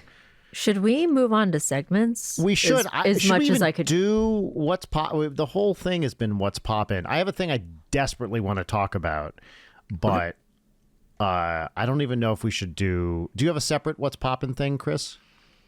Is that the pop culture thing? That's the pop culture thing, which is always exactly what I do have a we've been quick talking one, about. yeah. But why Okay, are we great. talking You about know the what? thing you want to talk about? Well, let's do this segment. We're going to do our. Is We're going it, to go right into it. Is it Palestine and Israel? Yeah, always. Every week, I like to have a new fun hot take about geopolitics. A fun. You like to have a fun, different take than the last week. That's right. That's yeah, that's the important thing is that you 'Cause change your opinion. we drive engagement through controversy on this show. Right. That's a big thing we do. We're always weighing in on the latest thing because obviously every influencer needs to weigh in on every goddamn issue. You have to. Otherwise, you're morally bankrupt. Right. Right. If you don't have an opinion on every single thing, how dare you be creating anything at all? That's right. All That's right. Our right. first segment. Yes. Wait, please. I'll just say that I posted on Blue Sky the other day. Oh, I don't have it with me. Basically, I said like, hey, you know what's fun? If you have $60, buy yourself one of these things. And I'm just showing this is a Anbernic retro Nice. gaming thing, right? Yeah. Hell yeah. And someone had commented, must be nice to have $60 to buy something to make you happy. And I was like, yeah, it is nice. And I blocked them. I was just like, what a fucking toxic thing to say. Like, I posted on Blue Sky a thing that Audrey said. She said a thing that I thought was funny, and I posted it, and one of the responses was, "No, she didn't." That's oh God. yeah. And I was like, okay, you know, As if that was like that tweet, like I told my 4-year-old that RBG died, and she said Yeah. Ruth Conda forever. yeah, right. Right.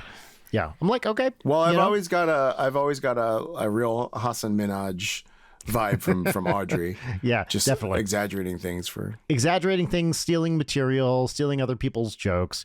It's okay. She only steals women's jokes, so I think that's fine. It's like a critical that's what- thing where every week she's releasing a video looking unshowered, being like, the XYZ situation is crazy.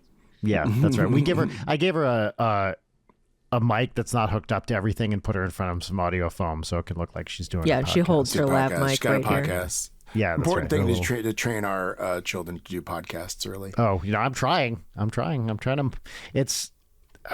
Someday I'll figure out how to monetize that child. Anyway, segment. Anyway, segments. So our first segment on the show is our pop culture recommendation segment. This is where we get to talk about a book, a movie, a video game, something we've been enjoying recently. The name of this segment is What's Poppin', and the theme song goes right here. What's poppin'? What's Poppin'? Amazing. That was the What's Poppin' theme song. Now, every time we have Chris on the show, which are always our favorite shows, the whole show is a What's Poppin', but we're going to do this segment anyway because we all have stuff we can continue to talk about. And there's something I haven't mentioned yet that I really want to talk about. So I'm just Brian, going to start it off. You're clearly itching to do it. So what's poppin'? I'm itching to do this. This was something that was actually a What's Poppin' from Rich Aucoin, a friend of ours, a musician who was on the show probably over a year ago. I mean, maybe even 2 years I'm ago. trying to guess if I can remember what it was. And he was like, this is one of my favorite things of all time. And I have waited to watch the final episode because I love this thing so much that I don't want it to be over. And I tried to watch this thing a bunch. I watched the first episode, I think 3 times, and it just never quite, I never got to that level where I keep going with it. So about, Can you tell me what either Yes. genre or country this is from? it is German. Okay. Is it 4 seasons long? It is 3 seasons long. Okay, I'm just wondering if it's like. Go ahead and say what I was going to guess. It's dark. On Oh, Netflix. Really? yeah. Okay, so Okay. so this is on my list. So because I love time travel stuff. Yes, and so do I. Very much. Dark. I have not been able to make it through the pilot episode without falling asleep. This was Chris. We are men of a certain age. Yeah. This was exactly my issue. Is I get to, so I generally with these things I will watch it in the original language with subtitles, right? So you can't close your eyes. I don't speak German. I have no idea what the fuck is going on with the show Right. if I'm not watching it, right? So, and it's very dark. It's very atmospheric. There's rain falling. You're watching it at night. There are people in lovely, Germanic voices talking. Have you and been then tempted fall to asleep. switch to English? I have not. because it is important to me to hear those actors act the way they're acting. Yeah. And I finally, about 2 weeks ago, I was like, fuck it. I'm going back. I'm going to try this again. And I got over the hump. Oh, okay. And I got past the first episode. And now I'm like a third of the way through the final season, the season 3. And I love this show. I love it so much. It is about as it's a Netflix thing, so it definitely they stretch things a bit. But in terms of the time travel, I have never, ever seen something that is as tightly plotted as this. It doesn't fall into the fucking primer, trap. What was the other one we were talking about? Tenet. Trap of like what of stuff that's poorly explained in a bad way, right? This show, there's a lot. It takes place initially in 3 different time periods, and it's just awesome. And it's very German, which is part of the fun thing too. So it feels very exotic because it's a bunch of very German looking people speaking in German and wandering around a German forest.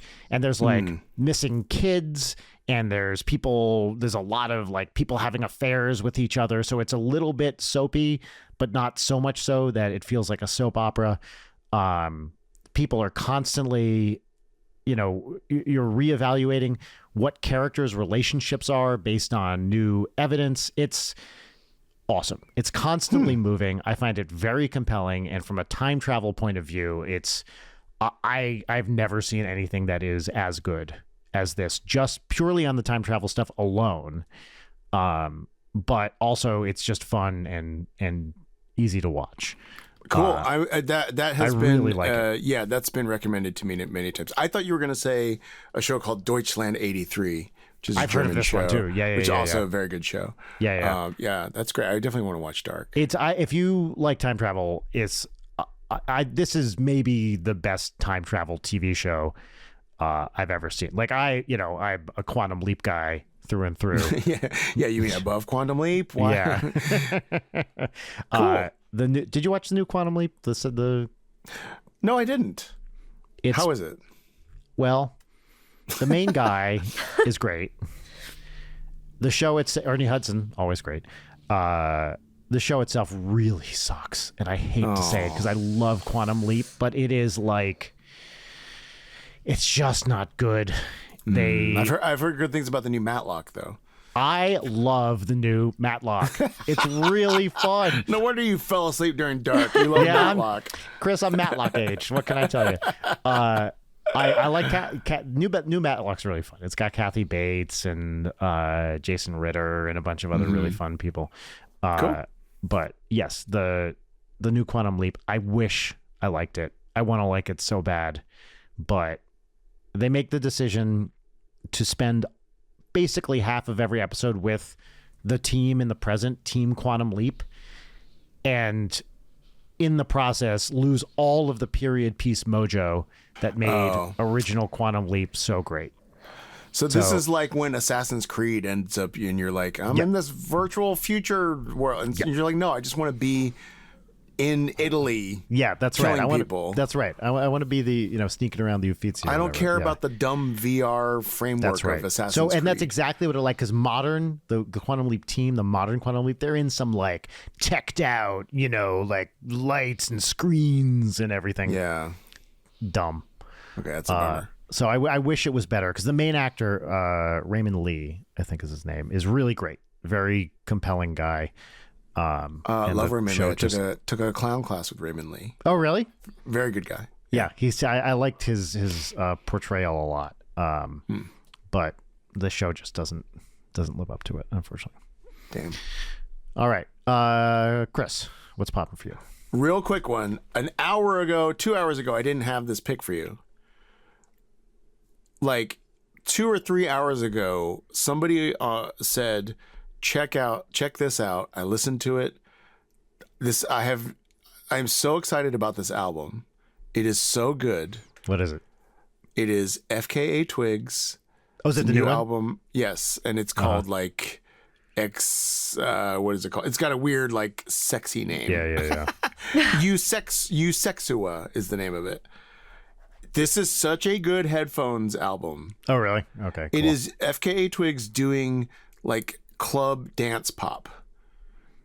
So it is still quirky, and there's moments of like atonality and stuff that FKA Twigs has a lot of, but it's almost like if FKA Twigs did Madonna's Ray of Light album. Cool. Ooh.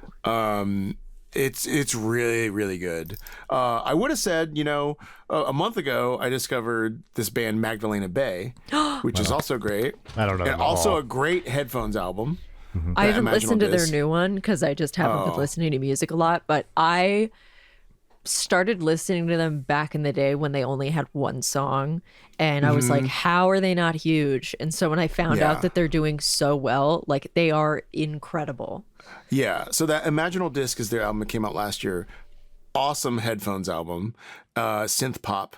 And then, 2 weeks ago, I would have told you Dochi, whose album is incredible. But as of 3 hours ago, FKA Twigs use Sexua. Okay. Like, I would be so curious what you think of the production on this album. Yeah, I'd love to hear it.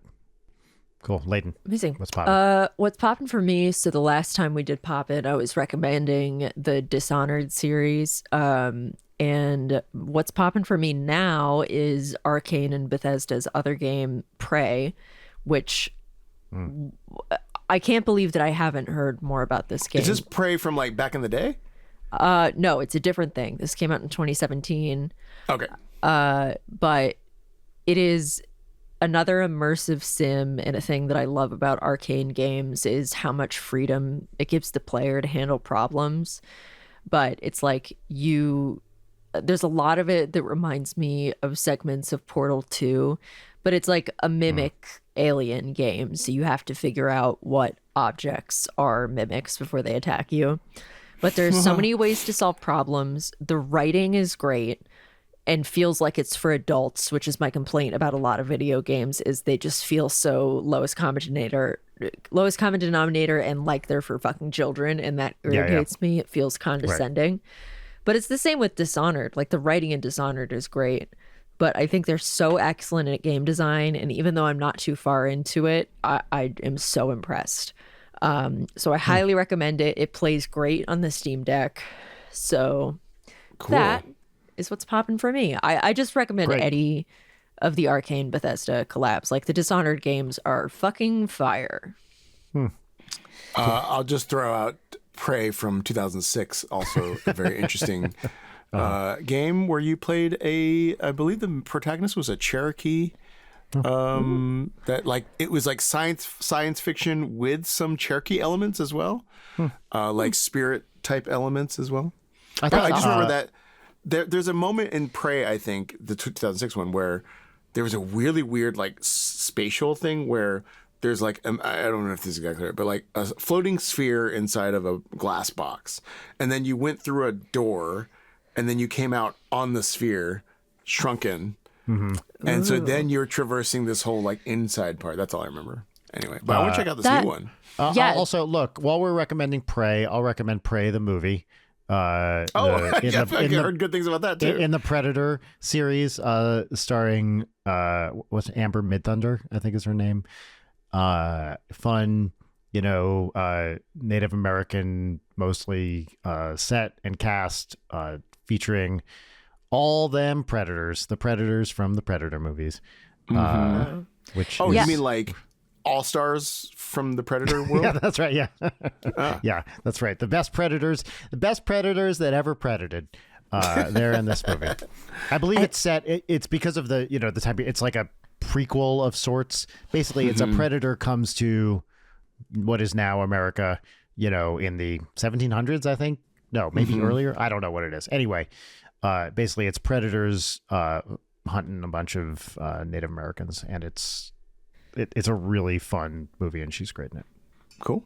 I believe actually, you'd have to look at the Wikipedia page for the 2017 Prey, but I think there was like a whole issue with the original team from Prey, who I think kind of ended up moving into the next one, and that like the Arcane team was really averse to naming it Prey, but because they didn't want to disrespect the former team, but Bethesda just like completely insisted on it. Oh, you know what? Sorry, I just to say this. Do you know what we just had with these 3 recommendations? What? Triple Prey. I guess we did. Yeah. So now it's time for our final segment, which is 3 parts gratitude exercise, 1 part petty grousing. The name of the segment is Peaches and Lemons, and the theme song goes right here. Peaches and lemons. Peaches and lemons. That sure was one of the theme songs of all time. So Thank you. we will each start with lemon, which is a thing that is a minor bummer, annoyance, or a thing that inconveniences you for 10 minutes. I'll go first. Ooh.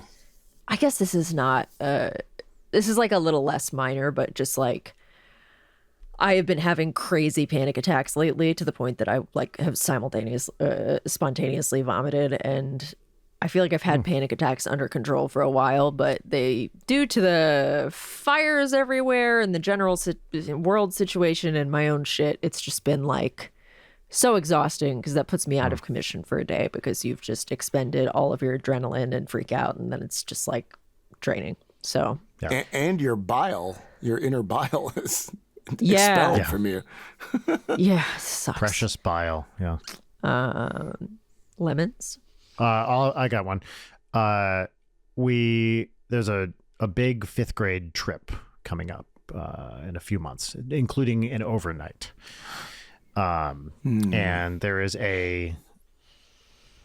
for whatever reason, a multi-page permission slip that we have to fill out for this. It has so much stuff, including the worst thing a permission slip can have, which is shit you got to look up.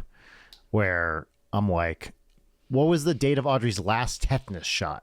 Not other ones. Oh. What are know. they taking them out of the country? Yeah. They're going to Catalina. Just actually. put in the blank. Just put don't believe in that. Don't, but yeah. Straight RFK. So it was due today. On Wednesday, I'm like, fucking fine. I'll just do it. I sit down. I take 15, what feels like an eternity, but was probably 10 to 15 minutes to fill this thing out. Looking shit up, digging up emails, getting records, etc. Done, signed, give it to Audrey. Please, give this to your teacher. She comes home yesterday and she's like, okay, well, I handed it to my teacher, but he lost it. And I'm like, excuse me? She's like, yeah, he doesn't know where it is. I gave it to him and then he lost it. I'm like, okay, so what do I do? She's like, well, he included another one with a note in my bag. Fine. I take this thing out. Now, if I had done this, on the note, I would have said, I'm so sorry.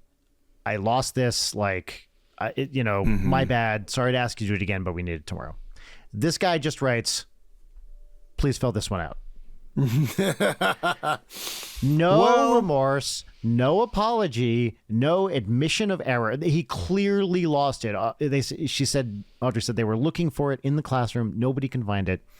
And I was so like, mistakes happen. Okay, he lost it, fine, I'll do it again. But the fact that there was not even a feint towards, I feel a little bit bad about this, really pissed me off. It's so annoying. I know. This guy, yeah, okay. I don't want to rail again. He's a nice guy. But I was just like, I don't know. Felt like a real lack of empathy moment to me. Yeah. Chris, So what's that's your my lemon? Mine's real easy. When I say, hey, one bright spot about what's going on politically is that in 4 years, Trump will be done and he won't be able to be president anymore. People saying back, oh, you think it's only going to be 4 years? Oh, my God. Oh, you know, and I'm just like, okay, one, go look up Article 5 in the Constitution and look at how difficult it would be to modify the 22nd Amendment to whatever, right? Yeah. and then get back to me. You'd have to have 2/3 of the Senate and the House approve it, but also you'd have 3/4 of the state legislatures that's right. Yes. ratify the ability for him to have another term. It's not going to happen, and it is so draining to deal with this minor league despair that people want to just throw as they're like throwing out little, what do you call it? Like if you're being chased in Spy Hunter and you throw out little things on the ground to like puncture people's tires. Yeah. That's what they're doing. It's stealing. It's not even stealing joy, because it's not joy. It's just like, hey, maybe this part isn't so bad. And then the immediate response being like, yes, it is. It's like, we had a good guys. talk about doomerism the other week, and I think that like that's the worst thing to succumb to right now if we want to have any amount of action. And it's also like that man is very old. he's very old, and he's not magic. No, he is no, no. not I'm an not- actual wizard. Yes. He's an old, crazy asshole. He's old and he's Right. like not a paragon of health. There's Well, sorry, There's things actually, that I would unless say- you saw, just to interrupt real quick, his doctor, when he was president last doctor, time, yes, did write did that say- letter saying he was the healthiest person he's ever That's seen. true. Yes. So you you may not be taking that into account. And I'll just call out some if any of your listeners or viewers agree with this form of despair. I will just say the vast majority of people that express this low level despair to me are relatively privileged white people. That's that correct. Are 100%. kind of just bummed at what happened, but are not directly frontline existentially threatened the way That's that correct. other people are. I 100%. All the people I know online that are generally doing this are I will just say rich white people, generally speaking, Yes. are the ones I see. yeah, and there's stuff that I will openly say off mic and will not say on this show, but Yeah, but Brian is one of them, is what you were going to say. What can I say? worst thing you can do is be too overly online right now and to spread dispiriting messages when we need to be working together on this one. Yep. I agree. Did we do all right. lemons? I think everyone did their lemons. Let's do some All right. peaches. Time for peaches. I'll go through mine. Due to my lemon, my psychiatrist put me on an additional medication this week that is already working for me in a way that is such a fucking relief. So it feels good to kind of have my not regular brain, because that's a bad brain, but just like a slightly better ability to deal with stuff without freaking out all the time. So I'm just incredibly grateful for that. My second peach is I'm doing my annual Breaking Bad rewatch, which is always a joy. Oh, nice. Because I've done it so often, I can quote along with scenes, and it makes me happy. But I've been playing modded Skyrim on my Steam Deck too, so being able to have that and second screen with Breaking Bad is just a joy. And my third one is that I've had some of my best Dead by Daylight games recently, and somebody in like a random team the other night was like gushing about how I was the best solo QT teammate they'd had in years, and it was just like, Wow. yay. That's really great. Yeah. So what about y'all? Great. Chris, do you want to do 3 peaches? Well, I will bring up these little retro console things that I enjoy this so much. This thing came with like 5,000 games on it. I don't like. What are you what's it called again? playing? This is an Anbernic RG35XX SP. It's modeled after the Game Boy Advance Yeah. SP back in the day. The other one I have is called the Trim UI Brick, and they're both really good. I'm playing on this one, Abe's Odyssey. Oh, I love Oddworld? those games. I love the Oddworld Terrific games. game. Yeah. And on the other one, I was playing an Atari 2600 game called Mega Mania, which I love. I don't remember Mega Man. Second thing is this keyboard I got. It's from Keychron. This is a Hall effect keyboard, which means every key doesn't have a mechanical switch. It has a little magnet inside. Yeah. And the depth of the key being pressed, you can individually set every single key on this to have a different sensitivity level as to when it triggers. Hall That's effect is a crazy. physics, it's like an undergraduate E&M thing about deflecting particles in a magnetic field. Is it, what do you currently have it set to? They're all like I think set at 1.5, except I noticed that my shift key, I keep doing this thing where like the second letter of a word is also capitalized. So my shift key is like 3.5, like is way less sensitive. That's cool that you can set that. That rules. Yeah. And then my third one is this is representative of it, but this is I got a saxophone. I'll just say that. Oh, wait, are you a Yes. sax player? Have we talked about this? Are you a sax player? I played saxophone in high school. I got an alto sax this week. It's called a Better Sax. Okay. It was $800. The one I want to get is the Yamaha YAS 62. I've wanted that ever since high school. That's $3,200 or something. Yeah, I can't afford that. not cheap. But this Better Sax is perfectly fine. It's great. It's great. When And is I'm- the I was- collab happening? Yeah, so Let's do it. the sax, I would love to. Yes, I absolutely. was very happy with myself that I can make a decent sound That's after half the not battle. having played this in 36 years. Yeah. Yeah. On the keyboard keep- note, I was gonna show off. My neighbor gave me this Moonlander that I was able to trick Very out, cool. but I got to put some of my favorite switches of all time, which are just like the most obnoxious thing ever. I love it. Chunky. Yeah. All right. I'm going to go here. Peach number one, mentioned it before, but on Sunday, I'm going to, I will have gone to by the time this comes out, Sonic Ranch in El Paso, Texas for a week with Jim Roach and Flula Borg to record another Kid album, EP, something like that, and just hang Cool. out with Jim and Flula for a while. It's been a while since I've seen Flula in person, but he's a really sweet guy, and Are you gonna stay in the haunted room again? I might stay in the. I don't know if they're gonna. We're definitely staying in. So Sonic Ranch, Chris, is a big residential recording studio about half an hour to 45 minutes east of El Paso. It's in the middle of a pecan farm, and basically this rich guy owns this farm. Grew up there. His parents founded it, and he's like, you know what I want to do? This is maybe 30 years ago. I want to make a dope recording studio. So he makes what is now like one of the best, like totally world-class studios where you go, you live there, you eat there, you record. They have a lot of different studios. Some are really big, some are smaller.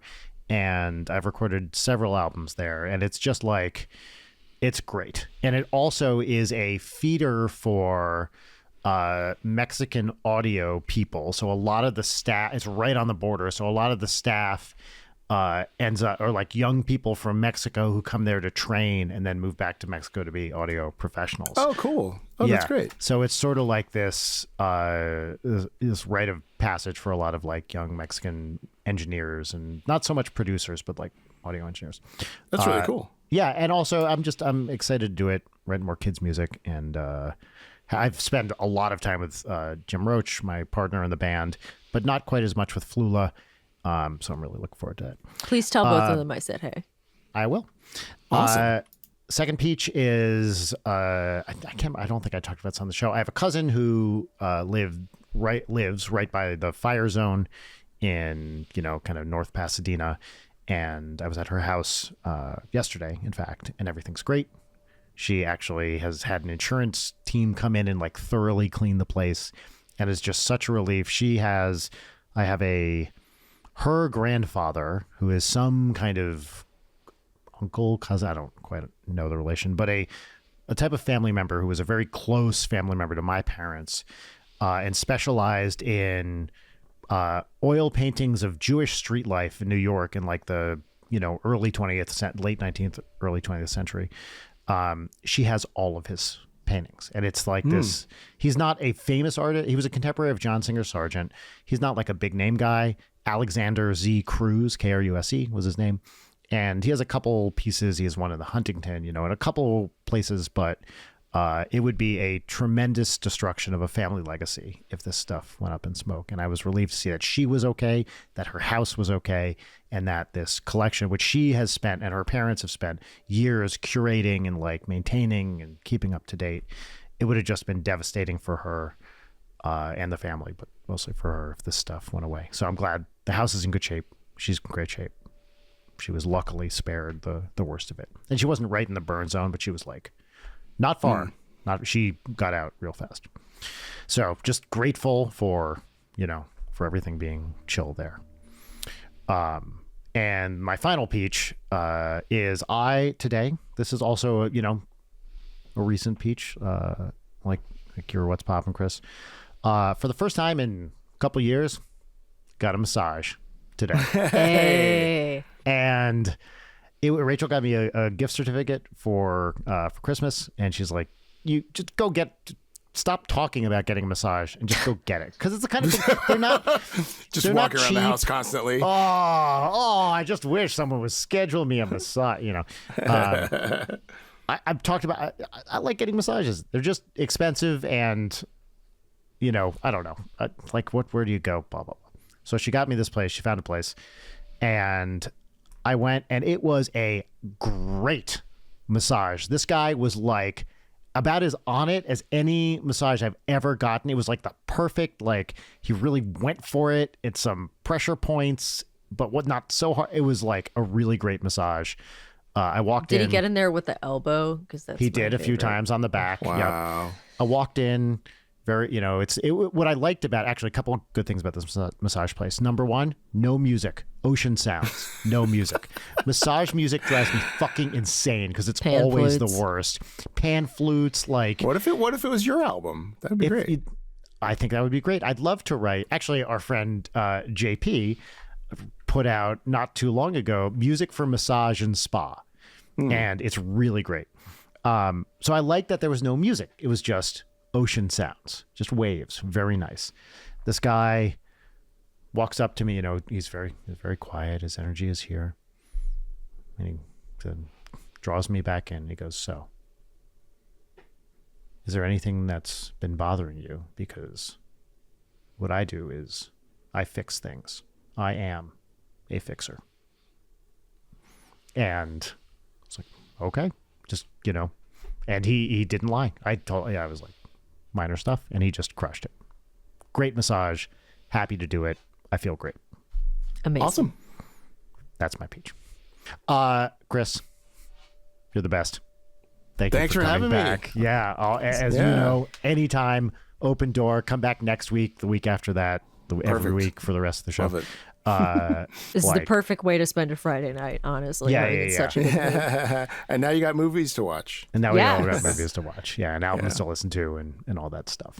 Yeah. So thank you for coming back again. Thanks Chris, for having is me. there Nice to anything see you again. that you want to plug? You can find me at chrisgrace.com on Blue Sky or at Chris Grace Comedy on Instagram. And if you are in Portland, I'll be doing Portland Center Stage in May and June. Oh, nice. With sardines. With Scarlett Johansson.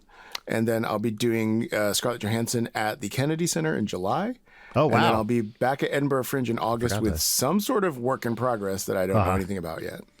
So, That's great. Is that why you was that why you were in DC this past week? yeah, I for was like Kennedy working Center on stuff? yeah. Cool. Did you get to go in the Kennedy Center for that? I had a studio in the Kennedy Center. It's called the Reach. It's like a little extra expansion part of Wow. the Kennedy Center. But yeah, I That was rules. there. That's Yeah, so it was really great. cool. If people are in those areas to be able to see the shows, I can't recommend them enough. You should go. Yeah. Same. Cool. All right, folks right. at home, stay safe, be well. Come as frequently and as hard as you can. It's good for you. That's good advice. Yeah. I We'll guess see you next we're week. back. We're back on that now, huh? We're back to the, It the stay feels safe and come thing. it feels been a few years. appropriate. Yeah, I know. I agree. It's nice. I to never put- know we- what we- to say at the end of eps after I kind of phase that out. So we're back to it. Great. Cool. All right. Bye, everybody. All right. Mwah. Goodbye. Leighton Night is produced by Brian Wecht and Leighton Gray. Sign up for our Patreon at patreon.com/Leighton Night. Follow us on Twitter at Leighton Night, on Instagram at Leighton_Night, or email us at leightonnight@gmail.com.